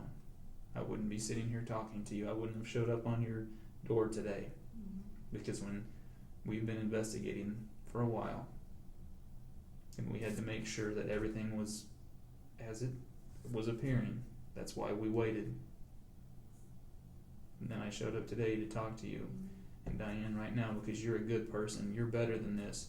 People that come in here and are not completely truthful with me are the bad people. Mm-hmm. And you're not one of those. We need to get past all this stuff. I understand you're scared. I completely understand that. But we got to get past this, Diane, because there's going to be lots of other people that see this and look at this. And you got to tell the truth, the whole truth. I know why. You need to tell it. Why they were drinking it, or? I know how they were drinking. Yeah. You need to tell the whole story, Diane. People will look at this and you have to understand, just as a person on the outside, when you look at this, if you're sitting and you look, did this person come in and say, you know what, I'm sorry, what I did was wrong, and this is why I did it, and this is how I did it. And they put it all out on the table to get it over with. Usually people look at that and go, you know what? They made a mistake. But they owned up to it, and they did the right thing. Or do you have somebody that comes in and tries to not tell the whole truth, that says this or that, but it's not the whole truth? And people know that. When people see that, they go, you know what, she made some mistakes, but then she tried to not tell the whole truth about it. I'm not quite sure that person's as good as what we thought. So you have to understand that, Diane. You've got to tell me the whole truth, because you know that I already know.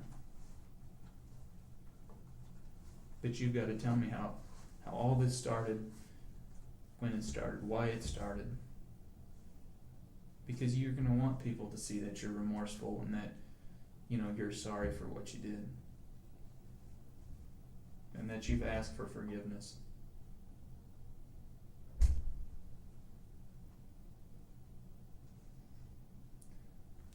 Diane, you knew that they were drinking antifreeze. Mm-hmm.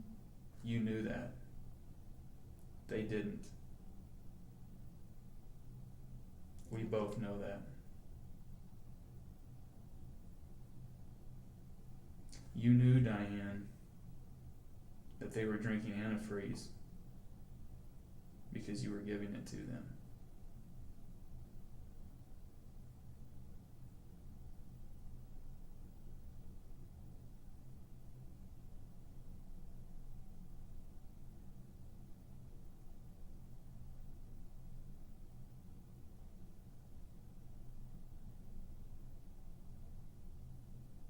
I didn't know what else to do. I really didn't.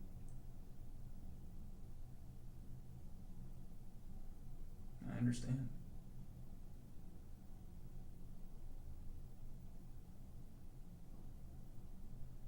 Were you just like we talked, were you just at the breaking point? Yeah. I didn't know what else to do.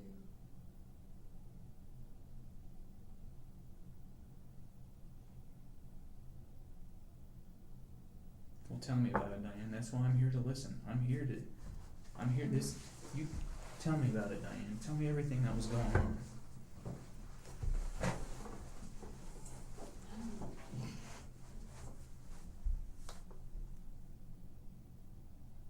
Just a lot of arguments. Both Sean and Sarah would just basically, I don't know, trash the house. They would do whatever they wanted to do and never helped support or even contribute.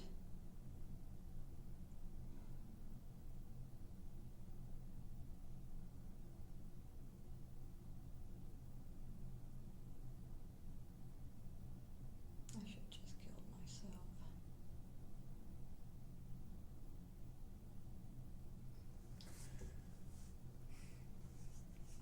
How long had you been giving them the antifreeze before they finally got, like before Sean passed and before Sarah got to the point that she was? Maybe a couple of days. And what were you putting it in? Coca-Cola. What else? I think that was it. How much would you put in? I don't know. Just a little bit. And why just a little bit? I didn't want to hurt them. I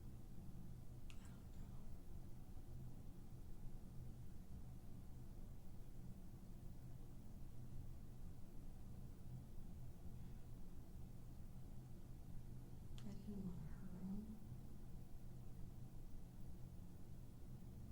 Did you just want it to be quick and painless Mhm. Is that what you wanted?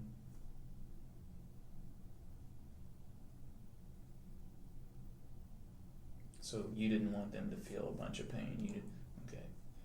You just wanted, and from your knowledge and as a nurse, then you just wanted to get it to them, and then they would just pass on quickly and easily.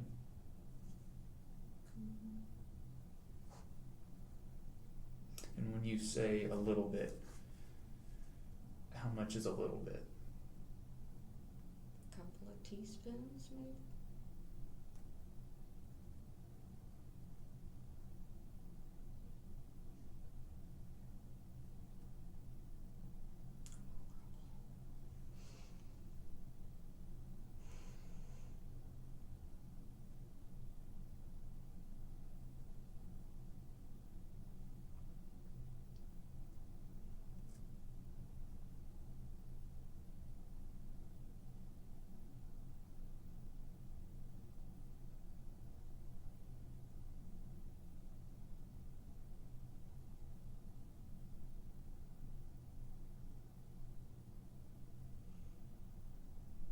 No, I've ruined everybody's life. Yeah, I have. That's not the case. Yeah, I have.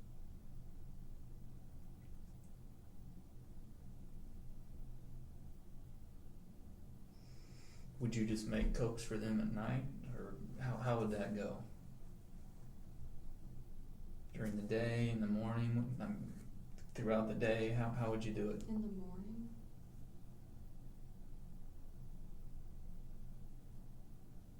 So you'd pour them a Coke, and then while you pour them the Coke, that's when you put the antifreeze in the Coke. Mhm. Okay. How long did you think it would take before they finally would pass? I had no clue.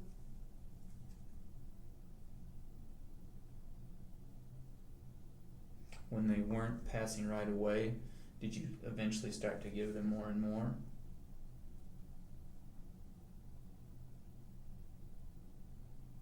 I may have. I don't remember. You know, how often was this every day, or how many times a day? I guess I should say. Once a day. Once a day. Yeah.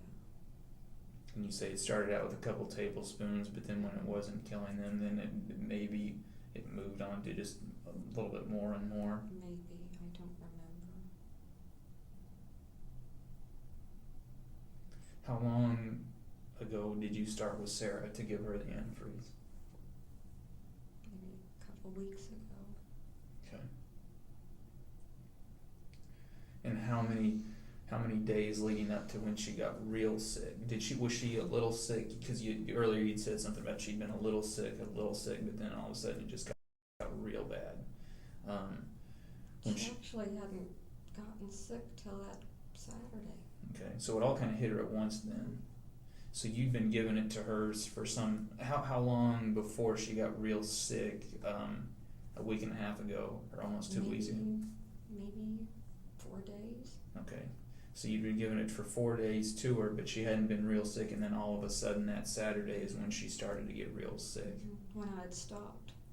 Okay, and then after she got real sick, you waited then, basically, from what you said earlier, you waited for her. Okay. Did you think that and you said you thought she was going to die, and that's why you waited that long? Maybe. I wasn't even thinking, I don't think, by then. What do you mean by that?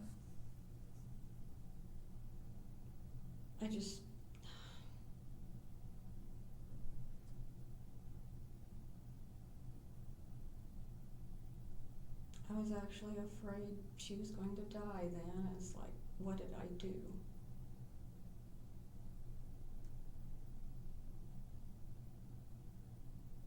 Okay. Yeah, I screwed up. Big time. Tell me about with Sean. Before Sean passed, how long had you been giving him the antifreeze? It wasn't very long at all. It wasn't very long at all. How long had he been sick before he...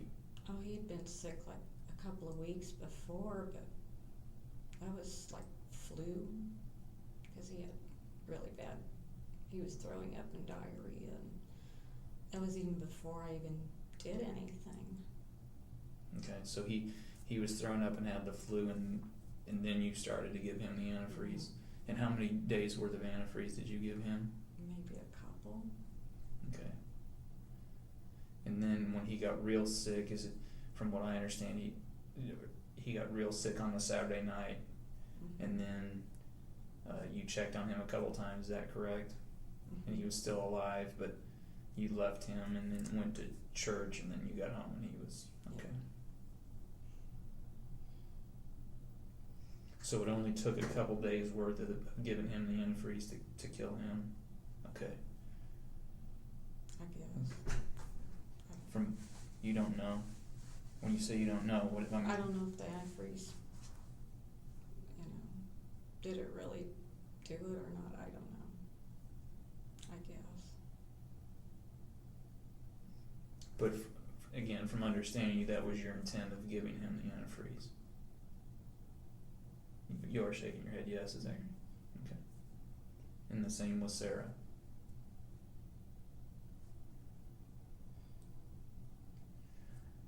Where's the antifreeze now? It's in the garage. It's in the garage. How many bottles of antifreeze had you used on them? Not that much. There's still like half a bottle. There's still half a bottle left. Okay. How many other bottles though? I know you got on this one. There's a half a bottle left. How many other bottles though did you go through? Maybe one.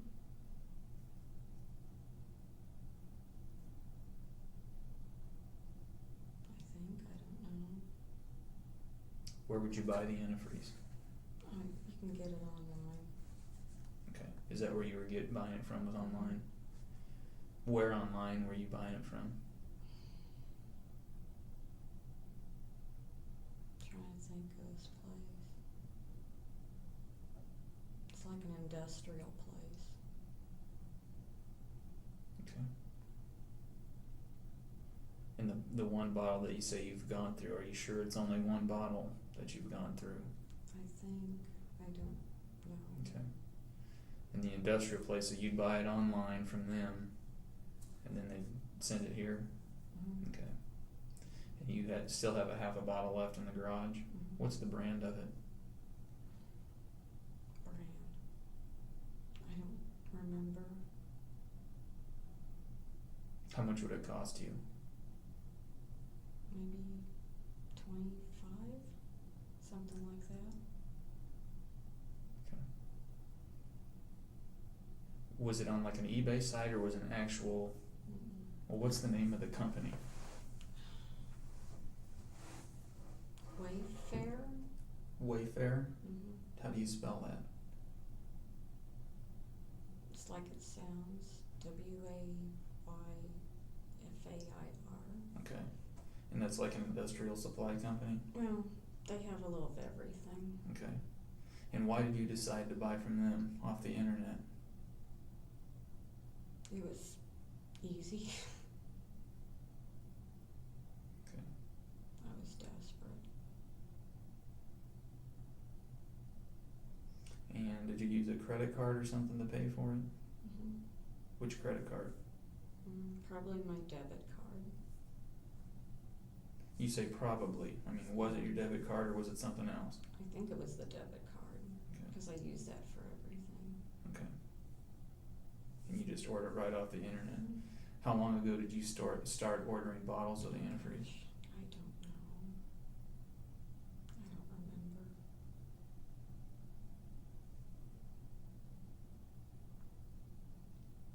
Give me some kind of a reasonable guess. I'm not exact. I don't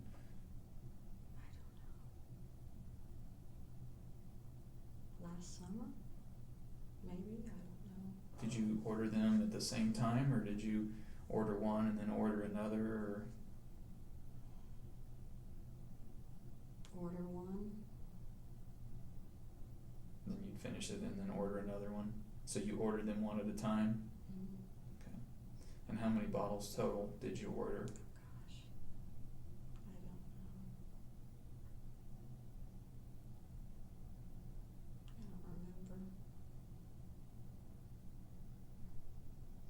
we talking like, because you say you don't remember, so are we talking like 15 to 20? No, it'd never be that much. Not that much? Oh, no. Okay, so how many total then? If you, Maybe 2 or 3. I mean, it wasn't that much. okay, so you ordered 2 or, how big are the bottles? Oh, it'd be a gallon. Okay, so you ordered 2 or 3 gallon bottles of antifreeze. Yeah. Okay.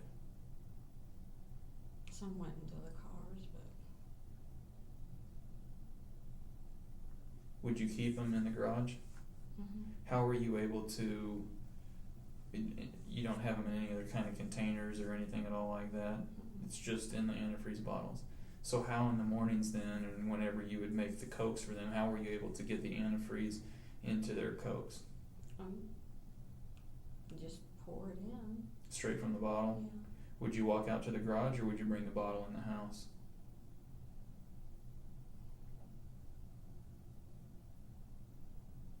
I'm trying to remember.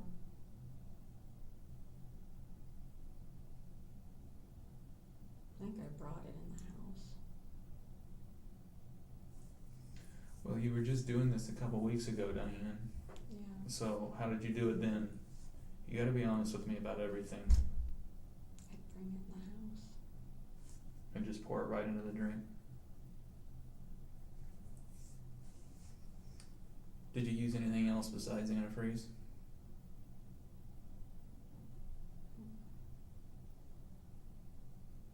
And you say you expected the antifreeze to, after they drank it, that it would be quick and it would kill them right away. Were you surprised when it took a while?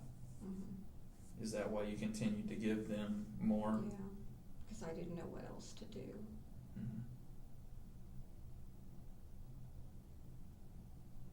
Had you thought of other, I mean, why did you decide that you were going to use antifreeze to do it? Why not some other means? Because I had read online it was pretty easy to do. Okay. And where online did you read that? Oh gosh. On Google. Okay. So you Googled it? Mm-hmm. When you went in, because when Google pops up, your search, how did you search for that? Oh, you just type it in. Well, what did you type in? Like antifreeze poisoning. Okay, so then what pops up after you type in antifreeze? Is that what your search, so you typed in, so you went to Google and you typed in antifreeze poisoning, and what all pops up? Oh, there's all these different things.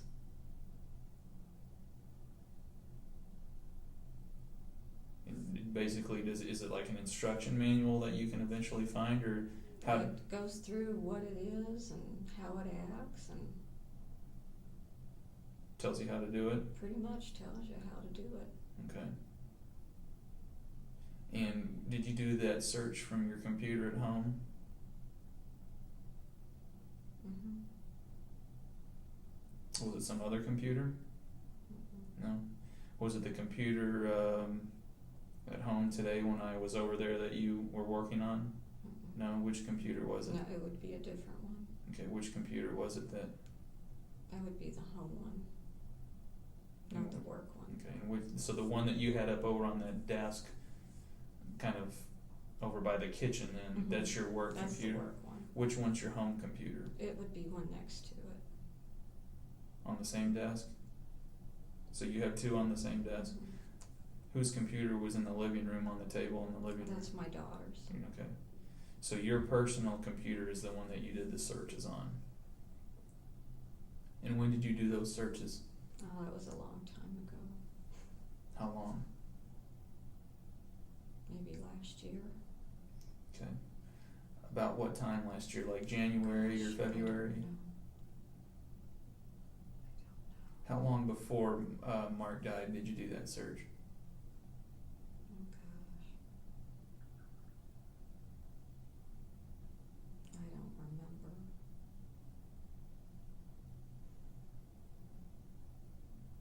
I mean, was it a couple of weeks, a couple of days, maybe a couple of months? Maybe a couple of days. Okay. So, right after you did the search then, is that when you started it?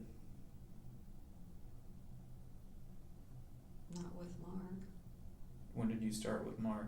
I didn't. I don't think I did it on Mark. Diane?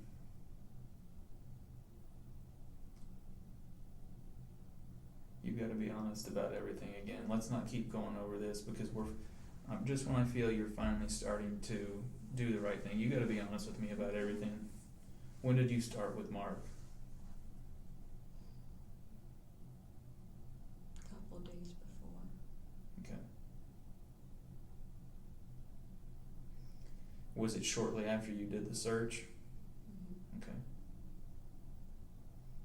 So you did this. Had you already had the antifreeze at that point, or did you order it after you did the Google search? I ordered it after. So you did the Google search and then you ordered it, and then after you got it, did you pretty much immediately start giving it to Mark? Pretty soon. Yeah. Okay. How many doses or how many days did it take? For him, 3. 3 doses, 3 days worth, or 3 days worth? How many different doses per day did it? What? Just one a day. Just one a day. Yeah. How much though? Did it take to? Were you putting in Cokes for him also, or what did you put it in for him? Trying to think, what was he drinking? Gatorade. Okay, so you put it in Mark's Gatorade, and was it Cokes for both Sean and Sarah? Mm-hmm. Okay.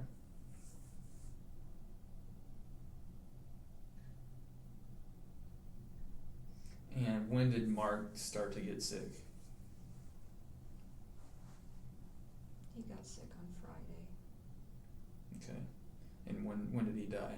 On Sunday. On Sunday.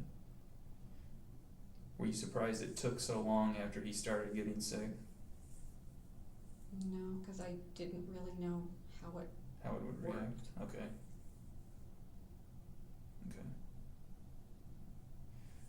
And when you say he started to get sick on the Friday, and you said 3 days, so that would have been Thursday, Wednesday, Tuesday. You would have been starting to give it to him on a Tuesday. And so you gave it to him on Tuesday, Wednesday, Thursday. Did you give him any on Friday as well? I don't think so. Okay, so he started getting sick on Friday. What about Saturday? Did you give him? Mm-mm. Why did you stop giving it to him? Why did you only give it to him for 3 days, and then while he's sick, why didn't you continue to give it to him? I just didn't feel like it. I don't know. I almost had changed my mind at that point. Does that make sense? Okay. But if you had changed your mind at that point, why didn't you try to get him some help? Because you knew he was sick and Well, he was still with it, and I'd say, let's go to the hospital, and he would keep telling me no. Okay, but then obviously he began to deteriorate Yeah. more and more and more to the point, because I think you may have even said something to the officers about him being incoherent and he couldn't hardly talk and slurring words and things like that. So why not at that point why didn't you call an ambulance or bring him to the hospital at that point? Because by then I hated his guts. Hated his guts. Yeah. I understand. I hated his guts. Okay.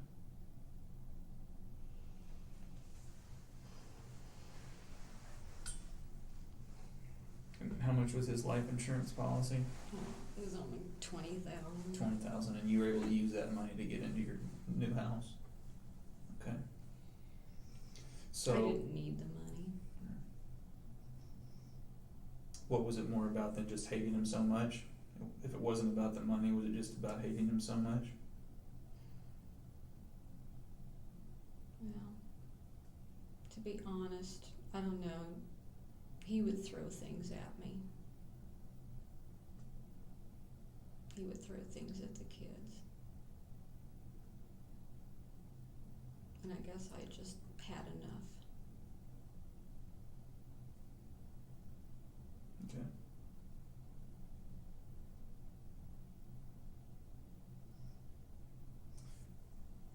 In it sounds like then after he started to get sick, once he got to the point where he was so bad, that it sounds like you just waited until he passed and then you called 911. So you knew he was dead before you called 911. Okay.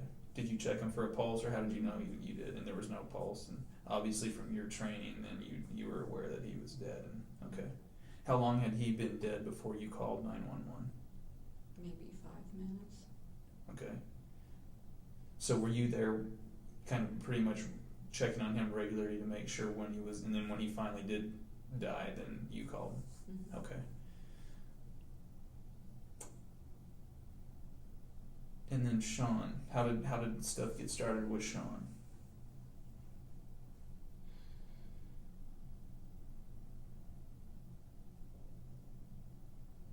Sean would be interfering with whatever I would do. To the point where he was getting into my work. And I would have to tell him, you need to leave, go to your room. Go do something. And he would just, how can I explain this?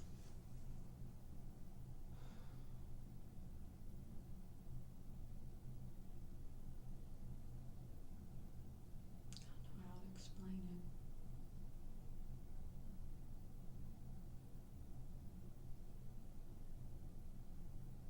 You get to the point where you just pull out your hair.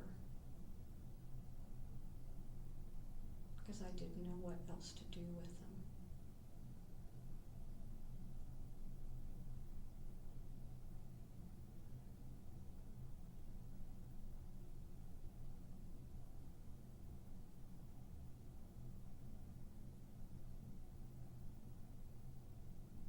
So he was just a constant bother.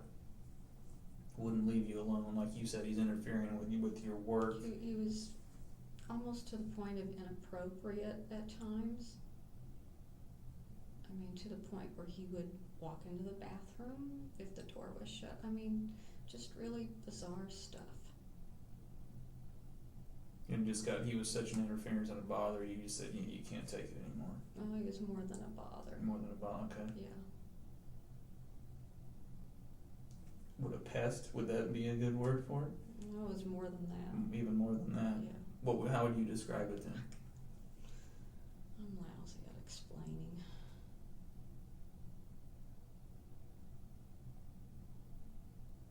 It's to the point where I just wish I could leave Mm-hmm. and walk out. And I should have. I should have just walked away.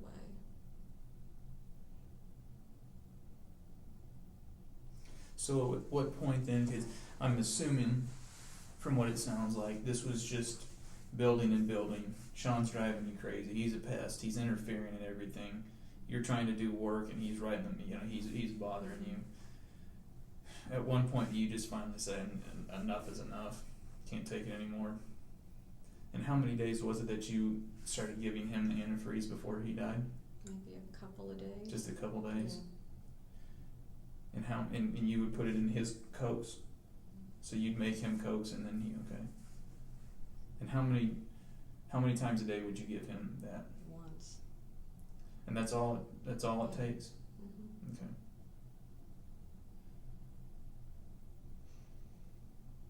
And how much at a time would you give him? Gosh, I don't know. I never measured. Never measured, you just poured it in straight from the bottle?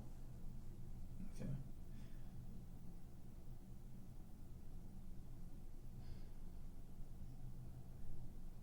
And then, when was it that you started giving him the antifreeze? Gosh. A couple of days before he died. And what day did he die on? Sunday. It was a Sunday. That's right. It was a Sunday because you went to church, right? Okay. So he started getting sick a couple days before that, and then I remember. Just correct me if I'm wrong from reading the other report. You would check on him because he started to get real bad on Saturday. Is that right? And were you checking to make sure that to see if he had died yet? Is that why you were checking on him?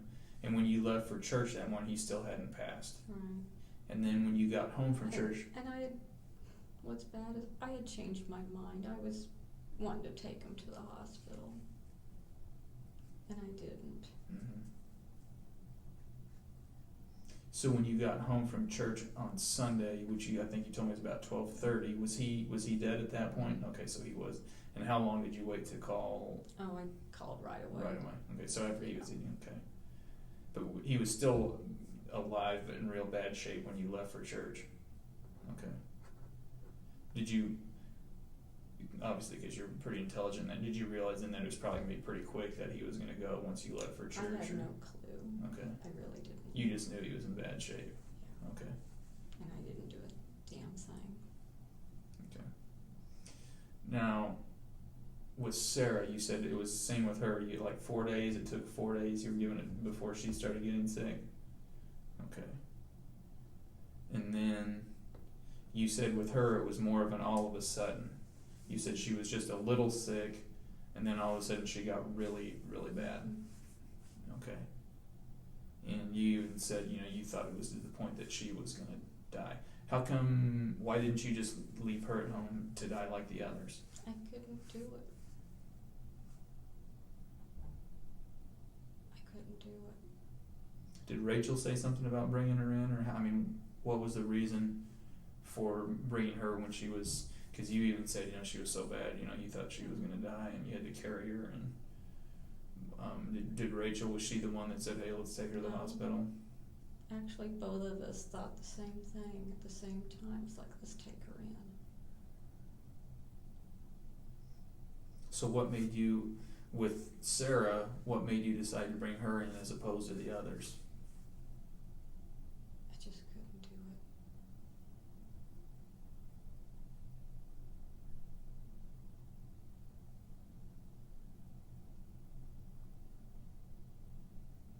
Are you surprised she was able to pull through?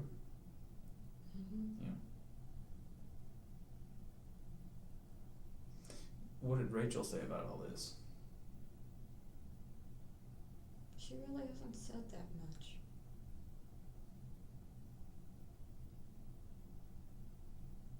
What's her involvement? She doesn't know a thing. Other than her and Sarah don't get along that well, because Sarah used to beat her up. Sarah would beat me up.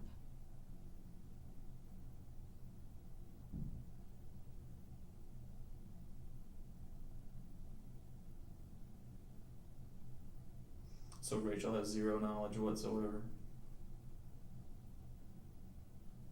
When we talk to her, is that what she's going to tell us? Mm-hmm. She has no idea. She has no clue. So you never mentioned to her what you were doing? Had you been giving any to her? No. What about Brianna? No. Why not those two?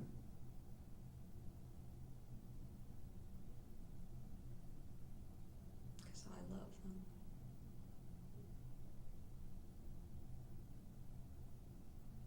And I wish I hadn't done it, ever.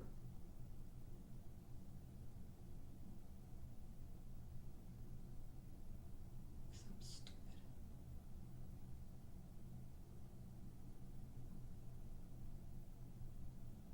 So what was it, because I know you said you did a Google search for antifreeze poisoning. What was it, because I know you're extremely knowledgeable of the medical field, obviously. What was it, why did you decide antifreeze? Why not something else? It's easy to get. It's easy to get. Had you thought of other methods? Not really. So whenever there's a lot of stuff out there, but right. But when you're thinking about this and you're at the point where you say, you know what, I'm done with this, antifreeze was easy, mm-hmm. and you knew from, I guess, medical stuff that it was fatal, Mm-hmm. and then you do the Or it can be. or it can be fatal, okay. And then that's when you do the Google search, and then you say basically from that Google search you were able to find basically like you described a how to do it. Was antifreeze? Did you do antifreeze because it was easy? From what I understand, it almost tastes good. Is that correct? That's what they say. Okay. Is that what you read? That's what I'm asking. Yeah. So you can't. Mhm. So is that part of your reasoning, or why the antifreeze? Yeah.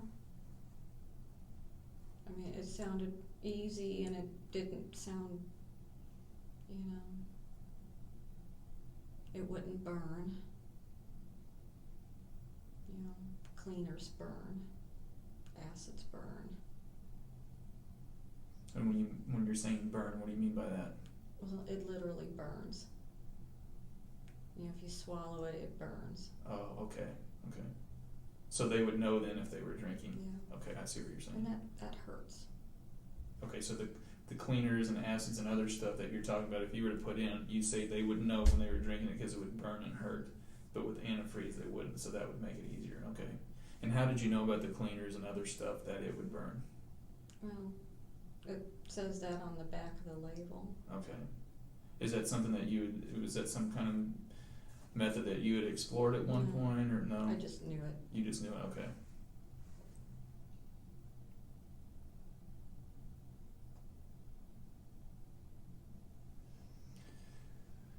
Have you always been, because you say you're a nurse, have you always been like in the claims business like you are now, or were you ever like in? I used to work in the hospital, Okay. believe it or not.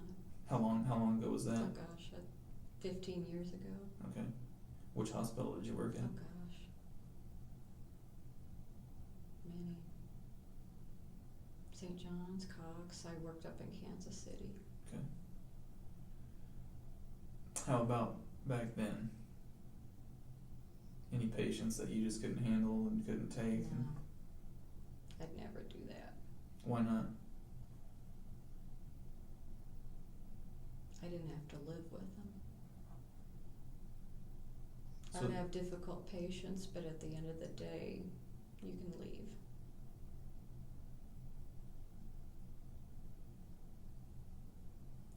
I'm not a perpetual killer. I'm just stupid.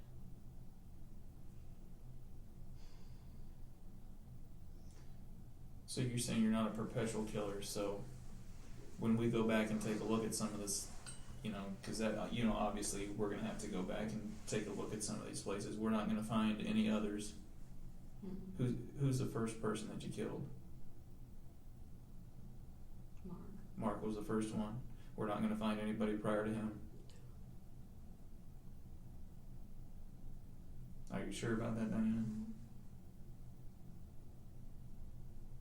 Oh yeah.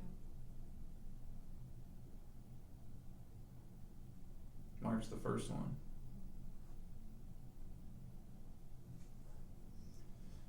Is there anybody else besides Mark, Sean, and Sarah? No. So nothing's going to come up later. How would you explain if it did? I didn't do it.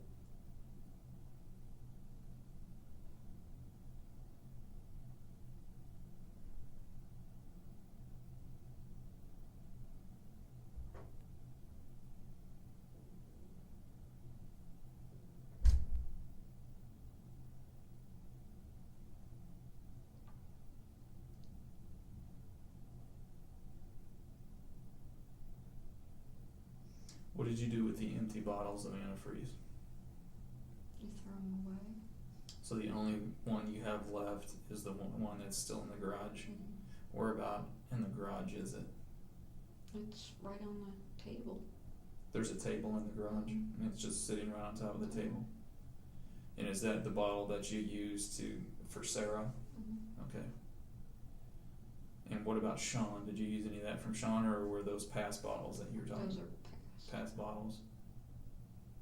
And you think throughout the time you ordered 2 or 3 different bottles from this Wayfair company? Mhm. Okay. And when you researched this, the antifreeze poisoning, what did it tell you about how much it would take to finally kill somebody? Like a cup, maybe, if I remember right. It's only a cup? Yeah. Is there any specific type of antifreeze that you had to buy that maybe was more lethal than others? Not that I know of. So when you did your research, it just, so I could walk into O'Reilly's and get a thing of antifreeze that there's not some that are more potent than others. Not that I know of. Okay. How much research did you do about it on the internet? Not that much. But when you started your research, it was shortly before Mark's. Okay. And I don't know what happened. I guess I just sick and tired of baloney. Mm-hmm.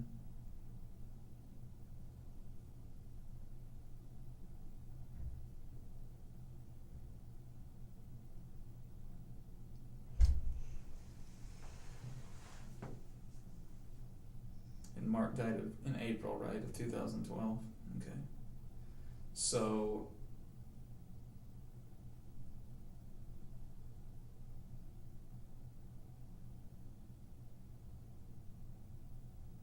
it would have been shortly before then when you did the research? Okay. Are we talking a week, 2 weeks? Something like that. I mean, I don't want to put words in your I know. mouth, so, I mean, is that if not, I mean, was it a month, was it 2 months? It wasn't that much before. So you do the research and then I'm just trying to remember, you do the research and then you bought the antifreeze. Okay. And you said it took a few days worth on him, and it took a couple days worth on Sean, and then about 4 days worth on Sarah. Okay. And you never did this to Rachel and Brianna, because you said you loved them. No. Okay. Watching Sarah, it's like, I can't do this. It's like, why did I do this? Why did I do it?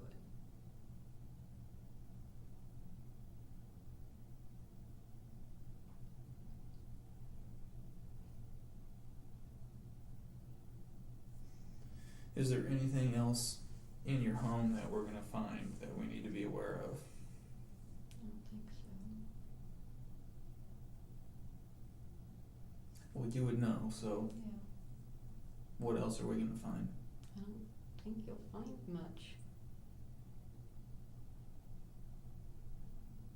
Have you done any recent research on the internet or anywhere?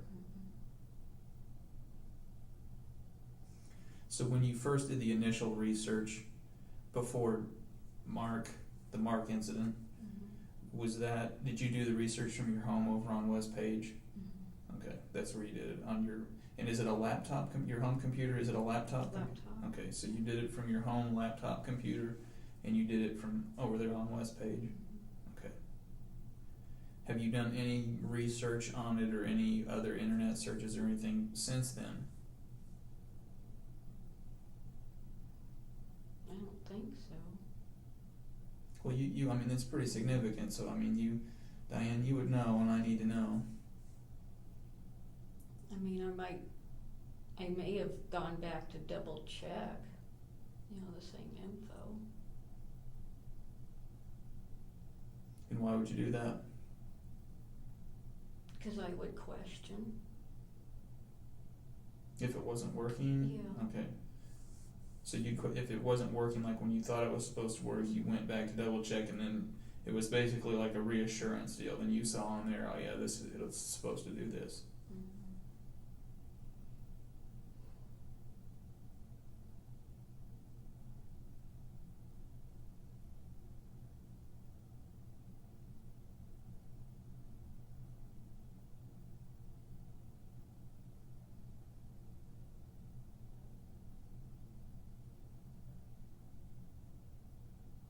Why did you have Mark and Sean cremated? Mark always wanted to be cremated. Why did you have Sean cremated? Because I don't really care for cemeteries. Is there anything more to it? No. Were you worried that we would go back and be able to find additional evidence? No, I didn't even think about that. Was it to save some money? A little You bit mentioned of that. You mentioned yeah. that earlier, so that was a part of it, to save some money. But you're saying you had them cremated. It had nothing to do with us not being able to go back and. Were you ever worried that you'd get caught? I didn't even think that far. Why not? I don't know. When did you start thinking about that? About if I'd get caught? Mm-hmm. I don't know. Probably today when you showed up. What did you think today when I showed up? I don't know.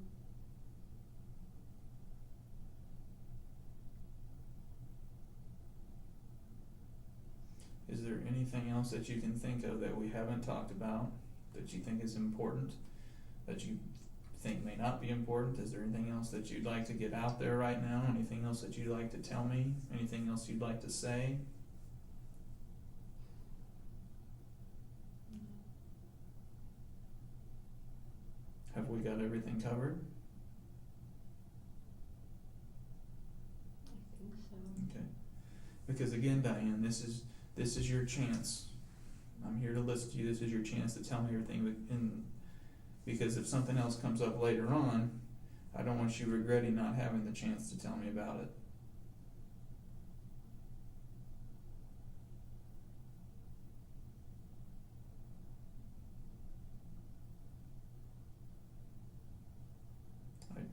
So if there's anything else at all that I haven't asked you, or that we're going to find out or possibly find out, there may be something you think we're not going to find out, but if we do, I mean, it's best to get it all out and get this one shot done right here. I think I've told you Okay. pretty much everything. So you were putting it in Mark's Gatorade. Mm-hmm. You were putting it in Sean's Coke, Mm-hmm. just regular Coke. Mm-hmm. And what about Sarah? And Coke. Regular Coke. She loved Coke. Okay. And you were only doing it once a day because you thought that's all you needed? Mm-hmm. Okay. I know you wanted to bring Sarah a milkshake at the hospital after she came to. Mm-hmm. How much were you going to put in that? I didn't put anything. Did you give it to her? No. Did you They bring wouldn't let me. You brought it up and they I wouldn't? brought it up, they wouldn't let me. It's like, okay. Where is that milkshake now? I drank it. Where did you get that milkshake from? That was at McDonald's. Okay. You didn't put any in there? No.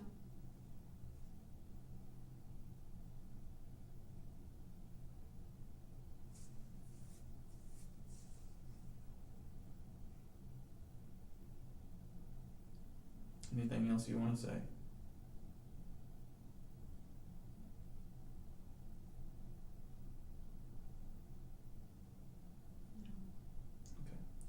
Hang tight for me real quick, and I'll be back in just a little while, okay? I know I asked you earlier if you wanted some water or anything. Can I get you some water, some food, something to drink, or nothing at all? Okay. If you need anything, just let me know. Hi, Diane. Are you sure that I can't get you any water or you need anything at all at this point? I don't know. Okay. Now, we talked earlier about where the antifreeze and stuff might be. Is there anything at all in your car? No. Nothing illegal, nothing related to this that's in your car? Okay. Would you mind then if we just did a quick search of it just to make sure? Okay, that's great. I figured you'd work with us on that. This right here is just a consent to search form. I'll go over that with you. It basically says it's today's date. We're here at the police department, 321 East Chestnut. It says, you, Diane Stout, authorize officers of the Springfield Police Department to conduct a search of your vehicle, which is obviously located here as well since you agreed to come up here to speak with me. It just says these officers are authorized by me to take any letters, paper, personal property, or evidence, things like that of any kind. Okay, and it just says here at the last line, it says this written permission is given voluntarily and without threats or promises of any kind. Okay, I'm just going to have you print your name and then I'll have you sign right there.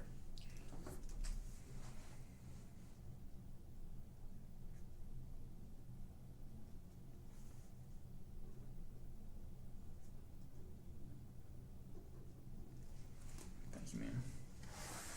And this next form that I'm going to talk to you about has to deal with Brianna, because we have to speak with her.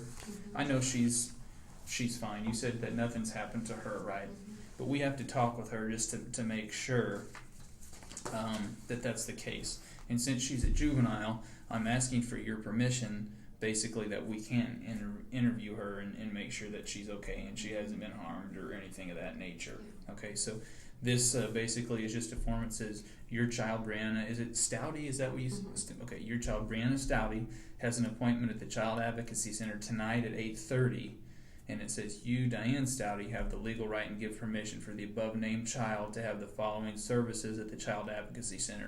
And we have checked forensic interview right here. That's just basically an interview of her. Okay?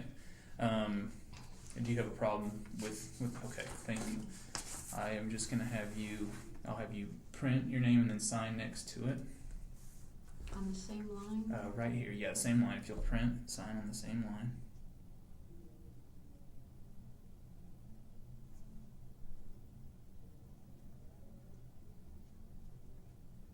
And if you'll date for me also, please, 6/20/13. All right. Since you've been sitting in here, have you thought of anything else that we need to know about, or no? Okay. I know we've been over it, but I want to make sure, from things that, again, this all got started. You're saying Mark is the first one. There's nobody before Mark, not in your past life or not in, okay, Mark's the first one. And it just got started. You said you hated his guts and I just couldn't take it couldn't take it anymore. And so you did some research on the internet about antifreeze poisoning. You were aware of, the taste and things of that nature, like you said. Then you ordered some antifreeze, and then you gave it to him for a few days before it finally started to kick in and work. Okay, and then with Sean, you said we talked about he just became such a pest and bothering you, always interfering, things of that nature, and you said it took a couple days, right? Before it started to kick in on him. And then with Sarah, you talked about, she wasn't getting a job, and then she had these student loans, and you were going to end up having to pay for them. She wasn't working, and you said you guys argued a lot. Was there anything else more, or is that pretty much? That's pretty much. And you just had it with her as well. Okay, and then you said it took about 4 days before it started to work on her. Okay, and you didn't use anything, just antifreeze. There's nothing else at all. Okay. And the searches were all on the computer that you still have at your house. Okay. And you bought from the Wayfair company. Is that who you bought the antifreeze from every time? I think so. Okay. Is the computer going to show differently that? I don't know. I guess it should be on there. I don't know. Okay. Is there some reason, though, if it would show that you purchased from some other company as well? No. So the only company you bought from was Wayfair. Okay, because you do understand our computer forensics guys are going to go through the computer, and I don't want them to come up with stuff that is not, is different than from what you're telling me. The home computer, was that your home computer? Because I know you said your daughter had. Did anybody else use your computer besides you? Long a time ago, Sean would be on there, Sarah would be on there. So But all of the kids would get on there every now and then. But you're the one that did the antifreeze searches.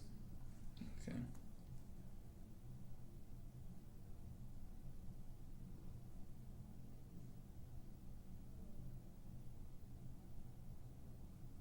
Who were your insurance claims with on their deaths?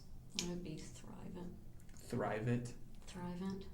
Will you spell that for me? Do you know? Thrivent. Okay.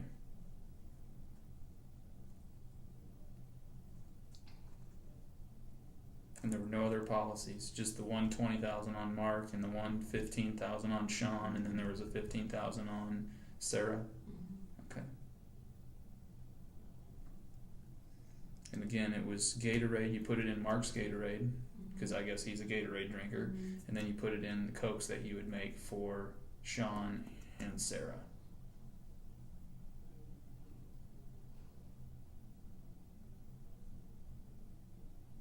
And you had no intent, you say, to do it to Rachel or Brent? No.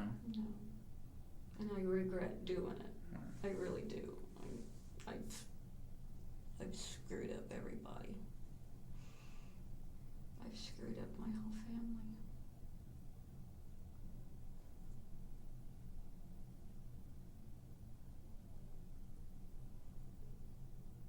Okay. And what company do you work for now? United Healthcare. Okay. And you've worked for them for 12 years and very successful. Okay.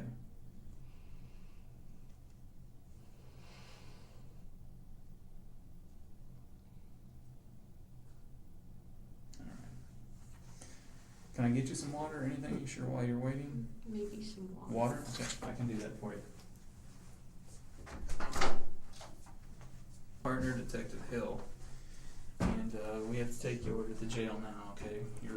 Right now you're going to be under arrest for first-degree assault. That's what you'll be booked in on.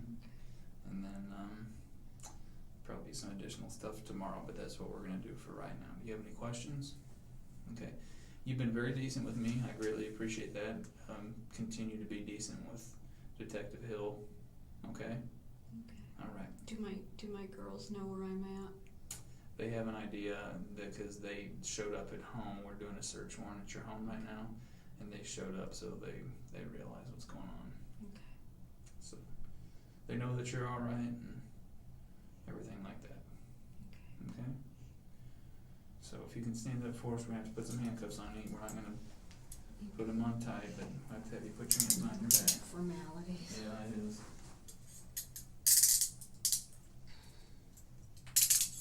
Again, my name's Detective McCandless, so if you think of something tonight or tomorrow morning that you think that you need to tell me about, you can ask them to speak with me and they'll get a hold of me. I bet you. Okay? Thank you for being so decent with me, Diane.